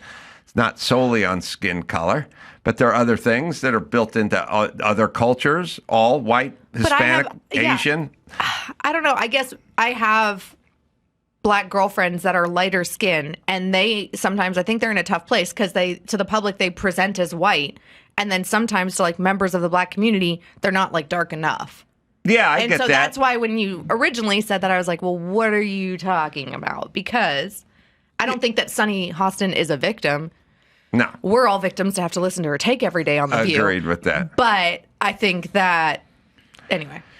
I recently spoke with all the gals at The View. Oh, how'd that go? And they all spoke very highly of the two of you. I just want you to know. That's my comedy for today. And that's all that I want to say about The View. Here's Thank you what very I'm much. saying. If I said I walk around and guys hate me because I have such a big dick, then you would go, is your dick out? And I'd go, no. And they'd go, well, then how do you know? And I go, oh, they know. But that wouldn't be a good answer. Maybe I'm acting like a dick. Do you see what I'm saying? Got it. I don't think Sunny gets discriminated against. When she does you know what it's like to be a black woman. Not you, bitch. Not Sunny. And or Whoopi, who I could pull over as black. But go ahead. All right. Well, that's why they're Democrats, because they like to be victims. Mm-hmm. But Bill Maher... when are they booking you next on The View? I've done The View more than once. Would they have you again is my question. I'm going to go with no, but let me explain what I don't want to have on my deathbed. Uh-huh. I don't want to be laying there thinking, I should have been nicer to those bitches on The View and never have gone back on The View. Mm-hmm. I'd rather be mean to them on The View and never go back to The View. Either way, I'm not going back to The View. See what I'm saying? Right. Okay, sorry. Who? You want to speak your truth. I'm speaking my truth. And by the way, my truth is the truth. It's you just want to hear about truth. my It's truth? not my truth. Want to hear about my truth? Yes. I've been trying to get on The View for 10 years. Really? And they won't have me. They won't? What does that tell you, Adam? How do you try to get on The View? Your agent calls them or something? Well, yeah, you can just, call a booker. Or You're in this the or city, that, right? or- yeah, but, they don't want, Are you in the city? They don't want you're Kirk Cameron on crack. You know what I mean? They don't want that. No. 3 That's words, Stephen Stephen. Baldwin is, you know what I mean? Biodome 2. Right? Yeah. No, I think that I was literally talking about this on Fox yesterday. It's like how many people are conservative on that panel? Right. Like one, some of the time. Right. And it's like if they want to represent the women of America, maybe half of them should be Republicans. Maybe half of the guests should be people with different worldviews or backgrounds. I think they're so soft and so vulnerable and their views are so paper thin that they couldn't really handle anybody who had a couple of facts. That's why they lost their freaking mind. Yeah, but it's That's right. It's a show. It's a show. All right, who were you talking about? I was talking about somebody that doesn't like to be a victim and apparently never was a Democrat. We have a clip of Bill Maher talking about this. Oh, Bill Maher. I never was a Democrat to begin with. I always caucused with the Democrats. Keysai and Morales. I generally Keysai Morales. vote for them. I think always vote for them. But I always look at it and no, I'm going to actually make up my mind. They just always are less scary and insane than the Republicans. But I wait for the day when it evens out. We're approaching that because they have gotten crazier. The Democrats have gotten crazier. So he says he was never a Democrat because I think his guest there, Mr. Morales, said that, oh, I saw something where you said that you'd left the Democratic Party. And Bill was like, no. Oh, that's interesting. I was never a part of the Democratic Party. But apparently he thinks our side's bad too.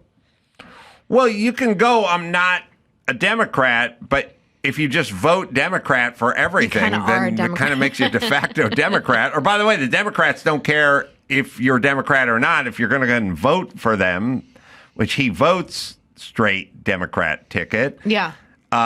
So then it's academic what you actually though, are. He has more conservative guests on his show than The View ever has. Can I give you a great Alec Baldwin quote? Mm-hmm. Because, like I said, I did Don Lemon September 2015, and I told Don Lemon I thought Trump would be a great president. Mm-hmm. Then I went on to totally, do craft service for Trump practically, with working behind the scenes, helping the campaign. Mm-hmm. You did, yeah. In what year? This year. So this run. There was one interview I did. My mom did an interview when she was alive where she said, "Well, Stephen's, inside the Republican National Convention, and Billy's outside picketing." She made this observation at one of those things. Uh-huh. And my brother Alex says to me, literally, a couple of years into my Trump mentality and motivations back then, Alex says to me, "My God, you do a great Walt. What happened? What happened?" I went, What? What do you mean, man? What do you? He's like, man, who'd have ever thought all these years later, Stephen, born again, right wing, Republican, conservative. I looked right at him. I said, what are you talking about? I'm a registered liberal. I said, how I vote is something, it doesn't matter. It's none of your business. But I'm a registered, I said, I'm a registered independent. Independent. Is the word I used. Mm-hmm. I said, I'm not registered as a Republican. I'm registered as an independent. Mm-hmm. You know what he said to me? We all know you're a Republican sympathizer. He called me a Republican sympathizer. Look, I've been called Nazi sympathizer, so that's not too bad. Yeah. You just haven't been called a straight up Nazi? A sympathizer by Sonny Hostin, though. I mean, come on. Consider source. Oh, no. Look, I will say this to all those, like your brother, and I know many of these people. Okay, you hate Trump, and Trump's dangerous, and Trump's a narcissist and everything else. Who are we comparing Trump to? Are we comparing him to Bill Clinton in the early 90s, or are we comparing him to either a brain-dead, corrupt guy with a junkie brother, or actually corrupt brother and a junkie son who travels the nation on your name, hammering checks when he's not, doing booger sugar and banging prostitutes. He travels around and gets paid by Burisma and other Ukrainian companies in China and everything, and then brings the money back and gives 10% of it to the big guy. And this guy's brain dead and does nothing, and who knows who's running the White House. Is it that guy or the crazy Kamala of socialist type? Which one are we comparing him to? And then why is our decision-making bad? I'd like you go ahead and defend another 4 years of a wide-open border. Go ahead. Oh, me? Pretend to be the liberal? I'm just saying. Sure, Tell me, creating the hypothetical. I'm crazy. What are you doing? Here's why I'm retired. Here's why I'm praying every day for this country. Yeah. This country needs prayer. Prayer works. Mm-hmm. But here's the frustrating thing. How many decades have you casually heard about American politics? Well, they're the lesser of two evils. Mm-hmm. Well, it's the lesser of two evils. Yeah. When are we going to get past the lesser of two evils? That'd be nice. Wouldn't it? I don't think it's possible, though. I genuinely think... Couldn't it? There's only a handful of politicians that I know are, genuinely good human beings and that I like on a personal level, not just a political level, because I think it takes a level of narcissism and insanity to go put yourself out there like that. That's why statistically men tend to run for office more than women, because women are less risk averse, and we're like, we're not going to run for office because of what it could do to jeopardize our family life or our home life. And men are like, meh, about that kind of stuff because they're just driven innately in different ways. And I think that maybe until the end of times, we're going to consistently have like the lesser of two evils to choose from. Hopefully. Because I don't know that you can get that high in politics and actually be a decent human being. The lesser two evils thing reminds me of being from California and saying, Jesus Christ, are we ever going to go another direction here? And then someone goes, we haven't bottomed out yet. Right. And like, well, why must we bottom out? Must we bottom out? Or can we just see what direction the graph is going and change it? But you got to wait till you bottom out. I'm like, why, as a taxpayer, do I have to wait until there's a junkie in my living room trying to stab? That's politics. That's we why. haven't bottomed out yet. Everything caught on fire. Is that the bottom? Like, but why? Why wait? You know, it's like, could you imagine running a business that way? Like, you guys are losing a lot of stock, and you're like, we haven't bottomed out yet. Wait till we bottom out, and then we'll see about changing direction. If you and I were to start a political party. Ooh. What would we call it? Just the happy party? What would we call it? The Rotten Tomatoes party? 59%. Yeah.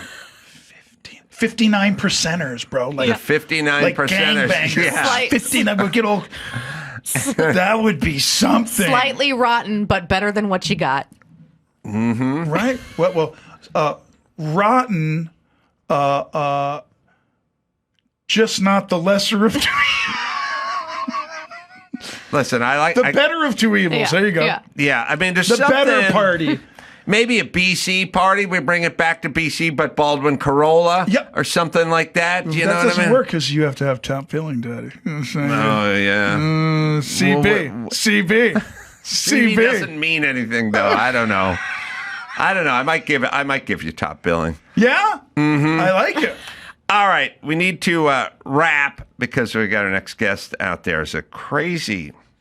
This guy's story, I don't know if you guys remember. He's been on before, but his doctor friend was murdered by mistaken identity. Like patient thought he was somebody he wasn't, like went in madman. Just a crazy story. And then he took over the guy's business and made it very successful. So it's an interesting story, and I'll tell you about it when Jeff Abraham comes in. He's been on the show before. I know. You're like, can I produce a documentary about this? Yeah, it sounds like a docu, Daddy.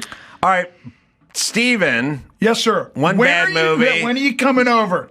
Well, because of Cliff Notes, I'm contractually obliged now not to do other competing shows. So sorry, but I'd see if I can get Howie Mandel on. Oh, that'd be great. Thanks, Adam. And I can pitch him the game show that now you're fucking out of. Okay? Why? No, I didn't say, wait a second. Two can play at this game, Carolla. Slow your roll. I never said anything about backing out of that. One Bad Movie is the name of the podcast. I'll be on as soon as he'll have me. Elisha Krauss, where do we send people from you? The weekly op-ed at the Washington Examiner? Washington Examiner and the Gram. Always good to see you, my love, as well. We'll bring Jeff in right after this. Homes.com, some might say Homes.com is the best home shopping site. It may be Homes.com's super comprehensive and transparent directory for their agents. It's all there. Or maybe it's at Homes.com is the only site that always directly connects you with the listing agent who knows the home the best. Perhaps it's Homes.com's. Well, the fact that they have the most in-depth neighborhood content of any home shopping site that's extensively researched to highlight the personality of each neighborhood. Homes.com goes above and beyond to bring home shoppers the in-depth info they need to find the right home. That's right. That's why I go to Homes.com. Homes.com. That's Homes.com. We've done your homework.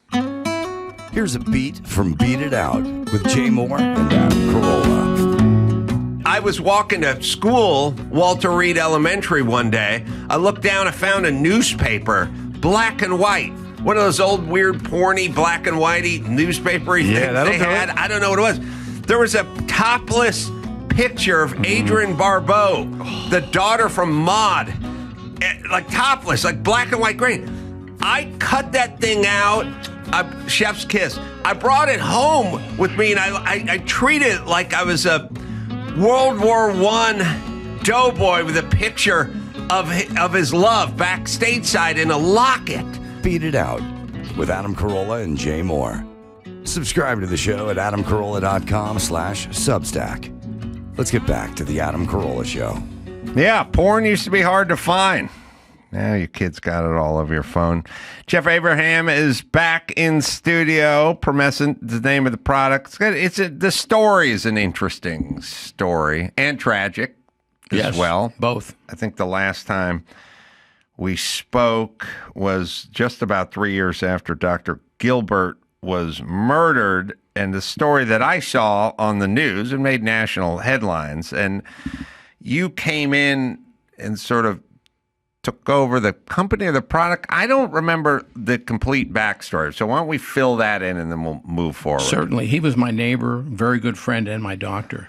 Neighbor on your street neighbor. A couple streets away. Yeah. So he lived in the same community. Yes. And he was a general care guy or what? He was a urologist. A urologist. Yeah. Okay. Head of urology at Hoag Hospital, Newport Beach. And he was your urologist. He was my urologist. And he originally came up with this product. Is that He correct? developed the product in conjunction with a PhD in organic research chemist, University of Georgia. Right. And it's a topical cream for premature ejaculation, or what do we call it? Yeah, it's a treatment for premature ejaculation, helps men last longer, someone who has clinical PE or someone who just likes to last longer in general for better intimacy.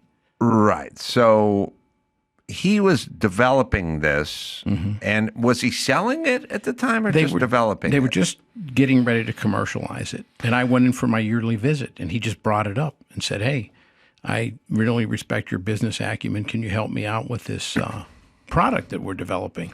And I said, what is it? And he said, we have a treatment for PE. And being of the age I was, I said, you developed a treatment for physical education? Because PE to me was phys ed. Yeah. And he explained it. One thing led to another, and I invested in the company. And the company started to take off, and he asked me to write a business plan because I just retired. So I did. And he thought it was pure genius, but I said, that's because you're a doctor and I'm a businessman. And, sometimes those two don't mix. He was very good at what he did. It's premature ejaculation. He came up with the product because of his training. Your training and expertise was in business. Yes. Your friends. And I just retired. You just retired. And so you draw up a business plan. Yeah. And then when does the tragedy happen? I invested originally in 2011, and I was kind of an advisor working with him and developing things. And he was murdered in 2013, and that's when I took over the company and tried to create a legacy for him and provide for his wife and his two sons who still own a significant portion of the company. And the whole murder tragedy thing was just a complete sort of madman misunderstanding, or what was it? It was insane. It was a gentleman by the name of Stan Wood-Elkis who had a prostate surgery 23 years prior to that. So that would have been in 1990. And no one knows why it took him 23 years to figure out that he was upset and he was going to kill the doctor who did the surgery. So he went to the VA. It was a VA surgery, and said, I want to see my records.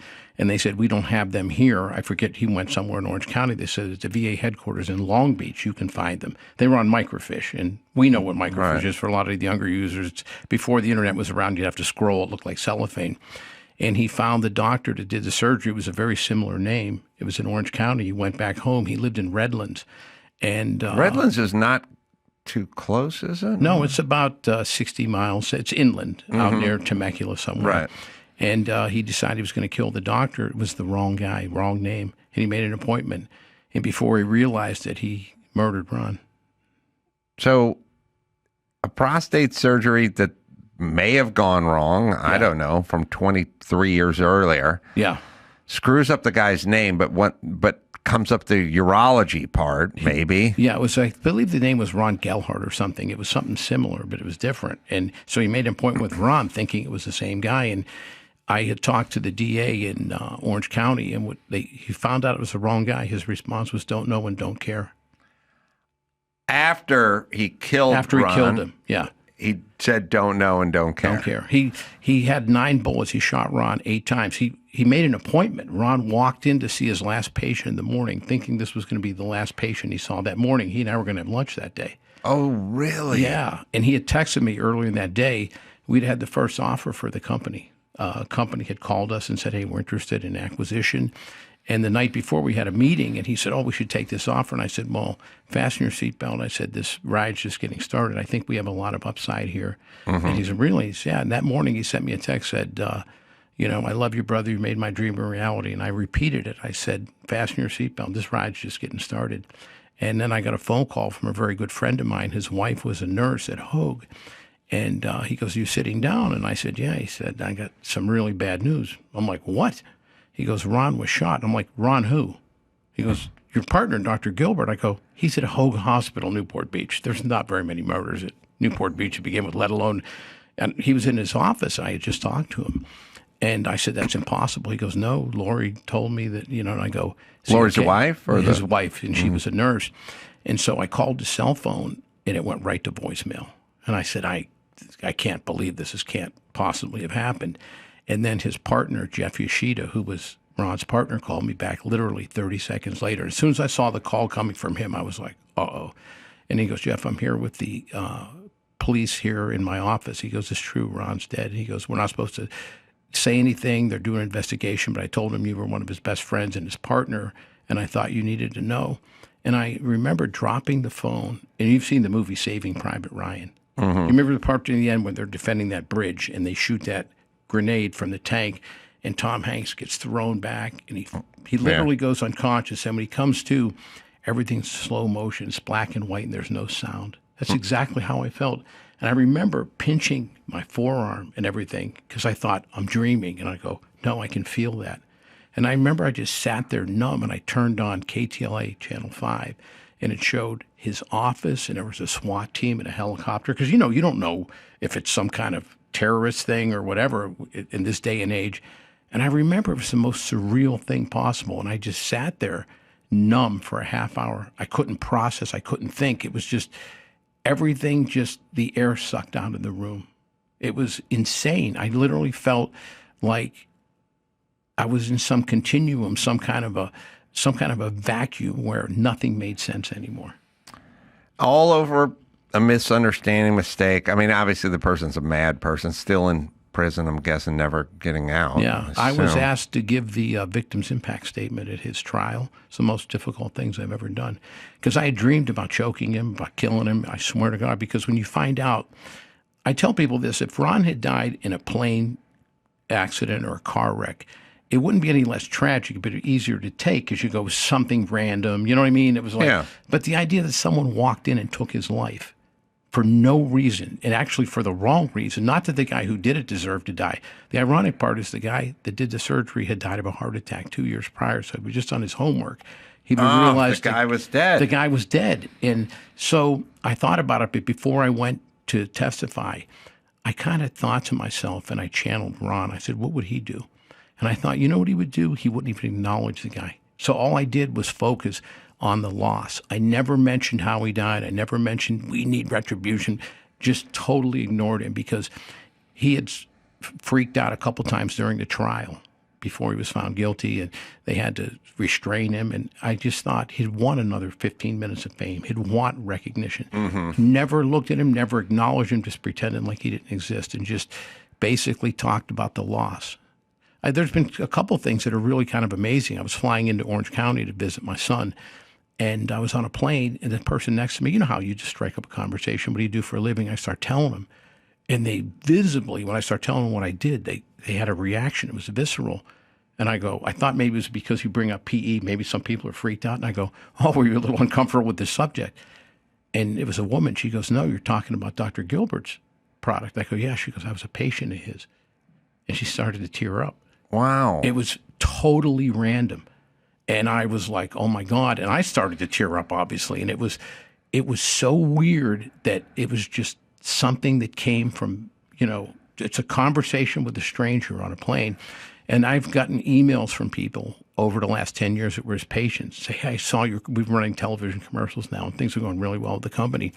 And I've had people literally reach out to me and say, hey, I was a friend of his. I was, one of his patients, and I'm so glad that you took this and you're doing what you're doing. It's, because every time I do anything, I always mention, this is in honor of Ron. This is his company. When people go, oh, the success you've had is incredible, I go, I'm just a steward. I took this brilliant idea that he had and this brilliant invention he had. There's a lot of good business people, but no matter how good you are in business, if you have a crap product, there's nothing you're going to do with it. It's the genius of the product that's made us successful.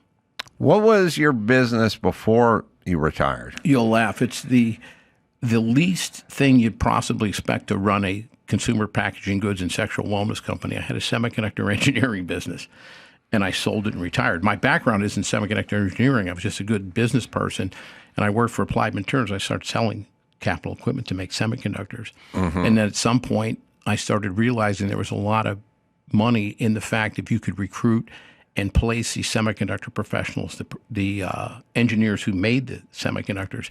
So I started doing that, and it was very successful. Then I started employing them and leasing them out if people just needed them on a temporary basis. So I started that, and it went really, really well, and I made a ton of money. That's what enabled me to retire at age 53, which was 15 years ago now. What did your dad do? What did your family do? You'll laugh. I have been very fortunate. So I live in an area right now where there's a lot of, Nepo babies and a lot of people that have family fortunes. They'll go, what business are your parents in? And I go, stealing groceries. They go, oh, you own a chain of grocery stores. I go, no, my mom was a cashier. My dad was a steel worker. They look at me like, what? And I go, I swear to God. And they're like, what? My dad worked in a steel mill. My mom was a cashier in a grocery store. In Pittsburgh? In Pittsburgh. It's a small coal mining town south of Pittsburgh called Cannonsburg, Pennsylvania. It's in the tri-state area. It's where Pennsylvania, West Virginia, and Ohio all come together. I have my 50-year reunion this year, August 9th. Oh, yeah. This is so Cannonsburg, and it's at a Washington Wild Things, a minor league baseball game, and they're serving hot dogs and baked beans. That's my 50-year reunion. And it's just so perfect because that's where I'm from. That's who we are. So you show up. This guy's a friend. I mean, buckle up. Things are going to change. You're happening fast. It's prophetic and bizarre in a weird way for someone who gets murdered moments later. Yeah. Because it's not the kind of change you were talking about. But your mission was to take this company and sort of set the wife, the widowed wife and the kids and the rest of the family sort of up by your stewardship and your expertise. And I guess business is business. Doesn't really matter if it's semiconductors or promescent, ED, or not ED, but PE. Used to be a guy named Ed who was just doing physical education back in the day, and now everything has changed. But it's just business, right? It's business. If you have an acumen for it, you will figure out a good way to go with whatever the product is, I'm assuming. Yeah. Common sense, good ethics, and hard work are really the foundation of any successful business. Mm-hmm. And I always tell people this, that if you just watch and listen and ask questions and don't try to bring the market to a product, bring a product to the market, figure out where the need is and develop something. We've expanded, tremendously. We started off with just a PE product, and we had a very loyal following. One of the things we did was we went into the urological community, and the urologists loved us because the product works, and it's really solid. But I realized early on that we had a lot of men that went from lasting 30 seconds to 10 minutes or 15 minutes, and they would say to me, we need a lube, because... So we developed, you don't need a lube when you last 12 seconds. Mm-hmm. So we developed a line of lubes, and they really took off and went very, very well. Then we developed a line of female arousal gels because we had a lot of wives and girlfriends saying, what about me? Mm-hmm. So we developed these female arousal gels. They went really well. Then we developed a line of proprietary toys, a cock ring and a bullet and a rabbit, and they went really, really well. And it's crazy that people go, how did you do that? And I go, I just listen. People tell me, and we have a very unique system. We've grown rapidly in the retail area. We're very well positioned on Amazon, but we also have a very robust website. So it gives us the ability to send emails back and forth and talk to our people. And what we do when we develop a new product, the first thing we do is send samples out to the existing customers that we have. And some of them love the idea that they have direct access to the CEO of the company. So they tell us what works. And the last product, I wish I could take credit for it. We developed a nitric oxide product for both men and women. It increases blood flow and it decreases, inflammation. And it was developed by one of our doctors. And I was at SMSNA, which is a show in San Antonio. And he goes, "You look tired, run down." I go, "I'm exhausted." I go, "I have some health issues and, the company's expanding." And he goes, "Oh, I developed all these separate products. It's L-arginine, L-carnitine, citrulline, magnesium, and zinc. And you take them and it gives you a lot of energy." And I start taking it. He gave me, and I go, "This is fantastic." And then I realized no one wants to walk around with a roving drugstore with all these different things. So I said, "Hey, can we put these together and compound them?" And, "Oh, yeah, go ahead." We went ahead and did it. It turns out it's a great product. And it was his genius that did it, not us. How is it consumed or applied? It's 3 tablets in the morning, 3 tablets in the evening, so that you have a consistent amount of it in your bloodstream. But what it does, every man and every woman have an epithelial layer. It covers every artery and vein in your body. Mm-hmm. And when you're young, it's very supple. And it has a purpose. The purpose is to keep bad things out, bacteria, viruses, and to allow the absorption of hormones, vitamins, and minerals. Now, as we age, the normal person between 30 and 35, that epithelial layer gets hardened. So what it does, it's even better at keeping bad stuff out. Unfortunately, it starts keeping good stuff out. So that's why after the age of 30, 35, depending on your body chemistry, every male and every female has 0.5% more of body fat and 0.5% less of lean muscle tissue. That's every year after 35. That's why they say you have to work out twice as hard to stay in half as good a shape. So what this product does, it reverses that hardening of the epithelial layer. And it's genius. And everyone tries to give me credit because we brought it to market. I go, I have nothing to do with this. I wish I could say that I'm not a chemist. I have no idea what that does. All I know is someone who's really smart developed it. And we commercialized it. Where are you based out of? We're based out of Las Vegas, Nevada. I live in Summerlin, but our warehouse, I can say this very proudly. When we had Ron, we had this big closet in his office, had like 800 bottles of Promescent. We now have a 9,000 square foot warehouse. It's 2,000 square feet of office space and 7,000 square feet of logistics and supply chain. And I remember the first time I went there and our VP of operations was there and I see this forklift. I'm like, "We have a forklift?" He's like, "Yeah." I go, "Oh my God." Somehow in my mind, I was like, "We've made it. We have a forklift." And these tractor trailers pull up and, they start unloading, these pallets off of there. And this must have been about 2017, maybe 2018. I remember driving home and I thought to myself, I wish Ron could see this. I wish Ron could see that his little closet with 800 bottles of Promescent now has 200,000 bottles of Promescent being delivered by a tractor trailer, and there's a forklift, picking him off and bringing him in. And I remember thinking to myself, how did we get here? How did this happen, And I don't think it's that much expertise because it's a great product, but I think it's tenacity. I think it's just one way or another, we're going to bring this forward. One way or another, we're going to succeed. Yeah, I mean, life is kind of interesting in that it seems like things take so long, but then they go so fast, and sometimes you sit back and you go, "How did I get from here to there?" And I don't even really know. But I mean, it's like, look, if we all practice an instrument for 40 minutes a day or Japanese for 40 minutes a day, you would blink your eye and 3 years from now you'd be speaking Japanese or playing the guitar or the banjo or the violin. And the fact that it just is, but we don't really, I guess maybe this is a little too telling. I wish I acted more like that, how much you can do and this period of time. Yeah. But it's interesting. I guess as you get older, you kind of look back and you get a different perspective on it. Like the time when I was I remember, and you probably remember this feeling, but I was a bad student. Same here. I remember walking into school like the first day out here, early September, maybe September 8th or 12th or something. So when you'd walk in and just sit down that first day of class, it's still hot outside, and someone would go, I'd think to myself, when are we getting out of here? And then someone would go, Christmas. And I'd go, Christmas? That's so far.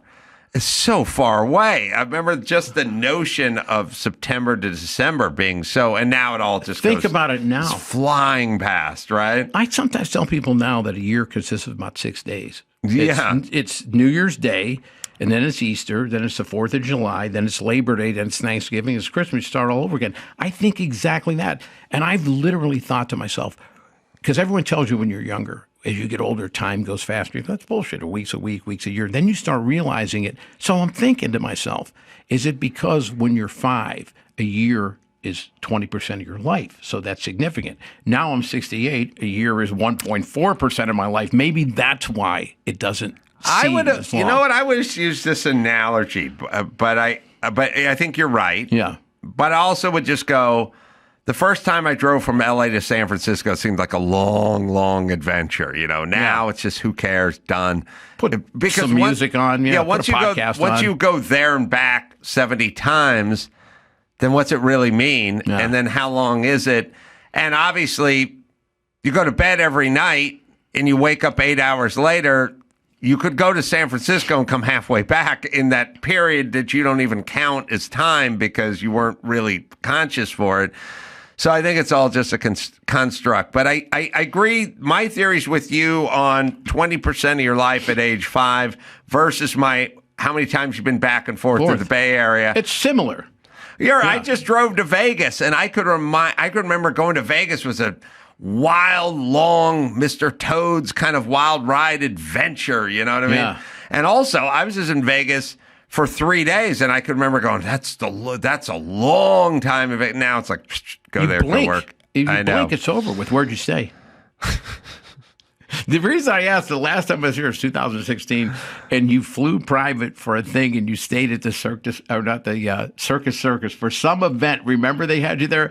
And I said, that's the first time in the history and the last time in history someone will fly private to Vegas and be staying at Circus. Well, I will tell you, it is not the first time, but certainly it's happened very frequently where Americans have driven to Vegas and stayed at Harrah's. Okay. Because that makes perfect sense. Yes. Taking a moped to Vegas and staying at Harrah's is very consistent. Flying private to Vegas and staying at Harrah's and or Circus is not. Harrah's is one of these hotels where when you get on the elevator, frequently people get on holding coolers. Yes. Which is not a good sign in terms of the accommodations. Yeah.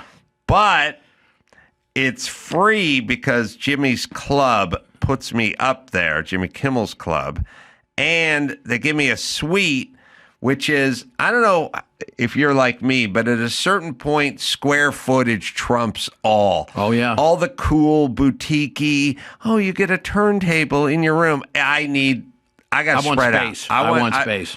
Yes, Carol Shelby used to say there's no substitute for cubic inches, meaning Ferrari was trying to do what they could do with 180 cubic inches, and he's like, I'm just going to put a 427 in my car. You can wring out your 180 cubic inch 3-liter. Mm-hmm. I'm just going to go with a 9-liter. How about that? Yeah. And that's kind of what they did. And I'm sort of with Carol. I like the finesse, but at a certain point, I'll take a crap hotel with a ton of square footage. With a ton of square footage, and you can relax and spread out. Because sometimes you feel like you're on a cruise. One of those rooms, you go into a hotel, one of these really nice boutique hotels, and you're like, wait a second, I can touch all 4 walls standing where I'm at. I just feel claustrophobic when it's like that. I'm with you. Yeah. And you no longer have to do that. Yeah. Because of the wild success of Promescent. It's interesting, and you were talking earlier about, you say, well, all of a sudden you get somewhere. And we've become this overnight sensation 12 years in. Okay, it started about a year ago. First 5 to 6 years was a real grind, and then we started gaining foothold, and we got into Target. That was our first retail location. So we get into Target, we're all jacked up, and we're doing well. And it was a logical thing for us because you obviously need, because of the nature of the product, some people don't want it delivered. So their roommates go, oh, you're promescent here. Your children go, oh, you're promescent here. And we literally struggled for 4 or 5 years. We kept trying to get into more retail. And then in 2022, we got into Walmart. Oh. And we did really well. But it was only a 1,000-store test. And then in 24, we got in all 4,000 stores. And then suddenly, the last year, we got into CVS nationwide, 6,000 stores. We got into H-E-B, which is a upscale Hispanic grocery chain based in Texas, 300 stores with 2 products. Then we got in Meijer, which is a Walmart-type store, which is based in Grand Rapids, Michigan. They're kind of Walmart, but they're in Illinois, Ohio, Wisconsin, Michigan. We got in there, and then we just got in Wegmans, which is a kind of a Whole Foods, kind of a upscale grocery kind of a chain in the Atlantic Eastern Seaboard. And we're launching there with 3 products in September. Well, how do you know? I think there's a issue here. I mean, not with your products, but you know, there's this thing where the people are like, you never give up. Like, you never give up. You never give up on your dream or your product or whatever it is. And it's like, I know a lot of people who I'd like to tell to give up on certain things. You know, you're not going to be a country music star. You're not going to write. You've been talking about writing a book for 13 years. You never wrote a book. You know, and so you have to sit around and you go, well, how do we weigh never give up, which everyone just says, versus a kind of, hey, reality on reality's terms. You know, there's comedians who are like, they're banging away. They should give up. At a certain point, on the other hand, there's people that bang away and they pop and they're in their 40s, you know, and they've been hitting it hard since their early 20s, you know, and they shouldn't have listened to anyone 10 years in to give up. Yeah. You know, so I guess the first thing you have to do is believe in your product, whether it's your product or it's comedy. Yeah. You have to kind of go, I feel like there's something here that's worth it. You know, like I feel like the product's good, you know? Yeah. But then you bang around for 4 years, 5, 6 years, and nothing comes out the other end. How do you not give up? Or why don't you give up? It's tough. You know, to say that there weren't periods along the way where I didn't literally question my sanity and say, why am I doing this? Because I'd retired once. So when I was doing it, it wasn't because I have to do this because it's going to take me to the next level or, oh my God, what am I going to do if I don't do this? I knew what I was going to do, which was nothing. I was already retired. Part of it was a belief in the product. Part of it was I heard back from so many customers that this changed my life, that this is really a good product. And part of it was devotion because I really wanted to make this successful. I wanted to give Ron a legacy and provide for his family. He was like you and I, because you and I have shared our backstories. You don't come from privilege. You picked yourself up, and everything you have, you earned. And he was the same way. And when he was murdered, he was just starting to hit student loans paid off, just starting to accumulate that wealth. So I'm very close with the family. So I knew they weren't literally set up for life. And I felt like I had an opportunity to do that. He would have done the same thing for me because he knew my son and I was a single dad. But even if he wouldn't have done it, it was the right thing to do. And I believed in it. I saw enough anecdotal evidence. But no one knows how difficult it is to start an underfunded pharmaceutical company in this country, in this space right now, when you're wading into the land of Reckitt Benckiser. It's a $24 billion a year company. They have KY and Durex. When you're wading into the lion's den with Church & Dwight that has Trojan, the $18 billion a year company, and they have this channel power. And there's another totally separate thing, but we, in 2015, were approached by Reckitt Benckiser, RB. They wanted to buy us. And they signed a letter, or not a letter of intent, a non-disclosure agreement, protect us. And we went through this whole process for 14 months, and then they vanished and literally tried crushing us and putting us out of business. They vanished and then tried. Oh, yeah, absolutely. So, I mean, there's kind of, you know, Budweiser could buy Wicked Beer Ale or something out of San Diego, or they could crush them. Exactly. But they can't really live with them, per se. You get to a certain point, and people realize you're disruptive and you're a threat. And a company looks and they say, let's just buy them. Or in a lot of cases, which happened to us, and this is really frustrating, they say, we could buy them, but we're going to have to pay a premium because they know what they have and you can already see what's starting to happen. Or we can literally crush them. We can literally make them go away. And I don't think anyone really knows how close that came to happening. We ended up in a lawsuit with them, and it came to fruition in 2022, believe it or not, in a 6-week court trial in Newark, New Jersey. They represent, what products? They literally did due diligence on us, saw how big the potential market was. They had a product, and they literally said, there's no market here. But how do you know if there's a market when you have a shit product? Because everyone buys it once and then never buys it again. But so, this is a company that makes what? They make, you're going to laugh, they have Durex, KY, they have okay, so they're the big Lysol, Mucinex, Frank's Red Hot. I mean, they do $24 billion a year. They have all these cleaning products, Finish, So they contacted us and said, hey, we've seen your ads and blah, blah, blah. We want to look into you. So I flew to New York, and they're based in London. And they've had a guy fly, his name was Volker Sadal, fly to New York, and we sat down for 4 hours. And he literally kept pointing at our repeat business. This is what's going to get you bought. You're our new golden calf. You are, oh my God, we didn't realize, because our product wasn't effective, how big this market is. They looked at us. At that point, we were doing about $1.4 million a year. Here's us, this bootstrap company with 4 people out of nowhere. The key was, if we had been doing $1.4 million in business and we had 80,000 people that all bought one bottle, never bought again, there's no business there. But we had 4,000 people that each one were buying 5 times a year. Right. And they looked and said, look at your resources. You've reached a total of 1/10 of 1% of the population. You're doing this. We have the resources to literally reach 10 to 15 to 20%. And they extrapolated out and said, this is a couple $100 million a year product. And so it turns out that they strung us along for 14 months, sucked every bit of information out, and then went back. Fortunately, I had patented our product. They could not copy exact.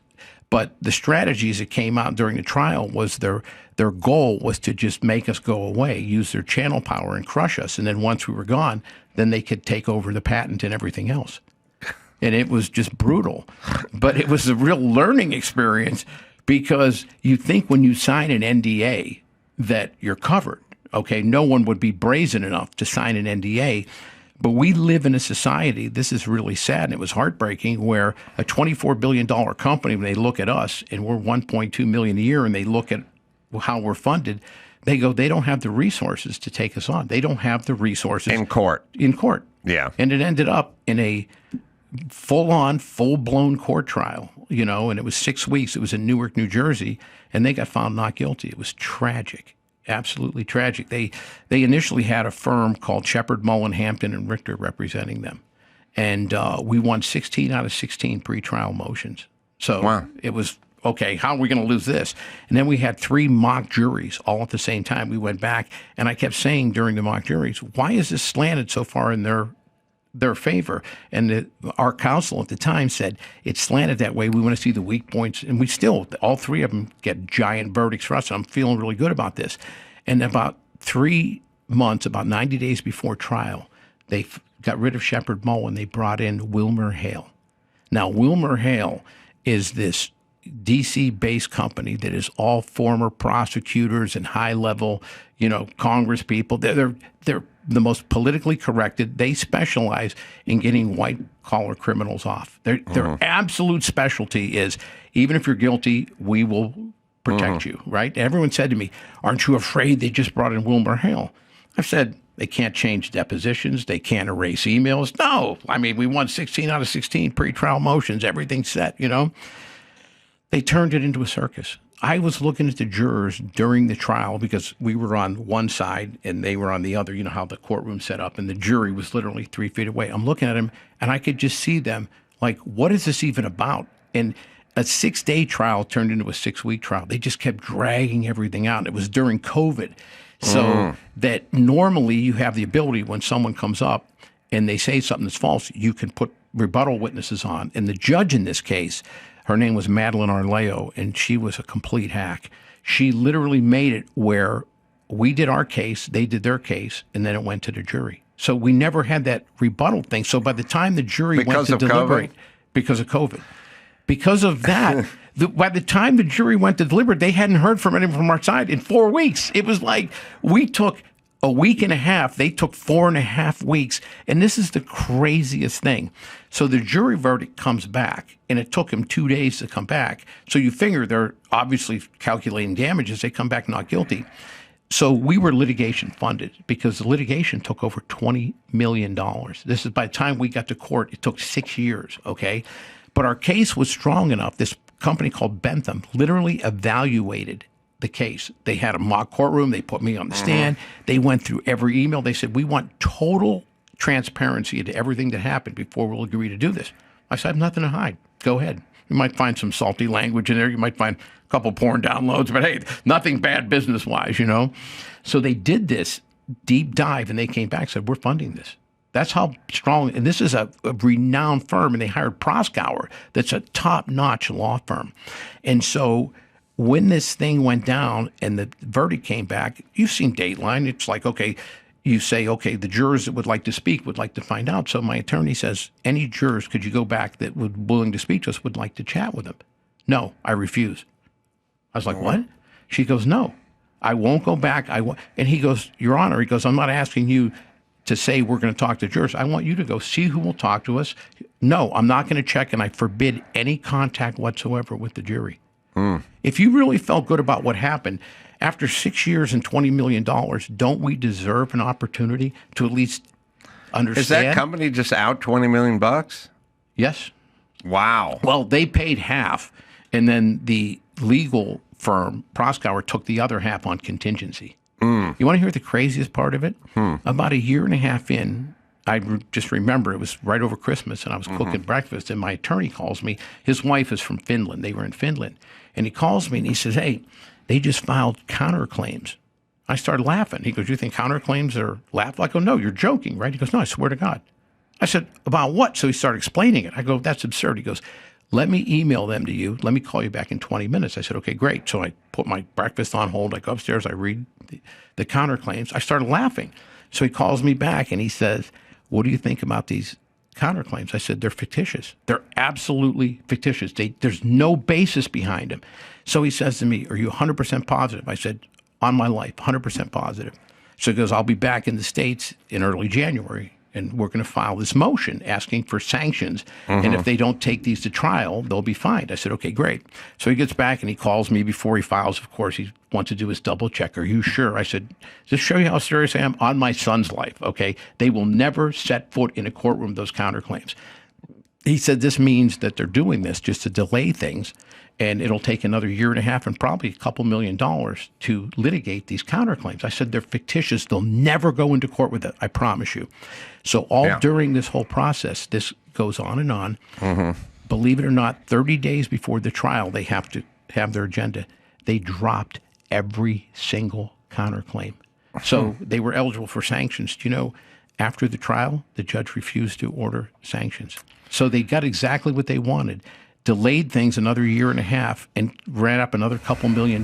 That's the state of our legal system in this country. I'll tell you, first off, I've been through it. It's like, well, first off, you one of the things, and we got to wrap, but one of the things is like, you just go, what? How stupid is this person? No, like, are they corrupt, or are they just bad, or like, you're a judge, aren't you supposed to know any better than this? You should know better, or like an attorney. Like, first, half the people are just dumb, like, or corrupt, or something. Like, it's also stacked and rigged. I mean, I had patent trolls, sue me. The first thing is where are we going to do this trial? Yeah. And they go, oh, you mean venue? Yeah, venue. Yeah. It's like in a small town outside of Texas. I'm like, small town outside of Texas? My business is in California, and you're suing me.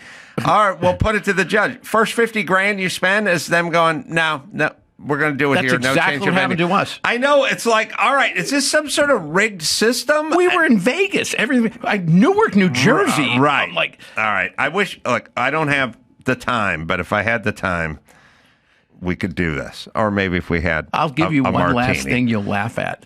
So I said to my attorney so many times, exactly what you said. I said, this is insane. No sane person would think like this. Oh, well, this is the way.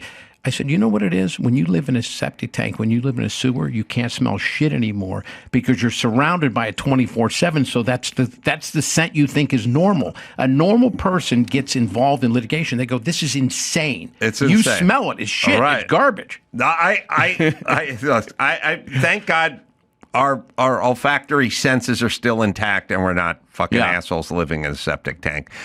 Promescent is where you go. .com/Adam. New listeners, or I should say new orders, new folks are going to get 15% off, and new customers only. I'll spell it out. PROMESCENT.com/Adam. Jeff, Lord's work, man. Congratulations. I appreciate it, my friend. You're doing You're great. looking good. You're Amazing. looking young. You're looking fit. Well, maybe I'm using a little Promescent. Stephen Baldwin as well. New podcast, One Bad Movie as well. Elisha Krauss. For me, I'm going to be in Irvine doing live shows, live podcasts, July 10th. Come on out. And Irvine Improv, and then Covina Laugh Factory doing a couple of shows there, July 11th and 12th, and then on the road, Road America, Tough Center out there in Wisconsin, doing shows there. When We Went Mad, it is out as we speak. Apple TV, Amazon Prime, and others out as we speak now. The new Mad doc we just finished over here. So, till next time, Adam Carolla saying mahalo.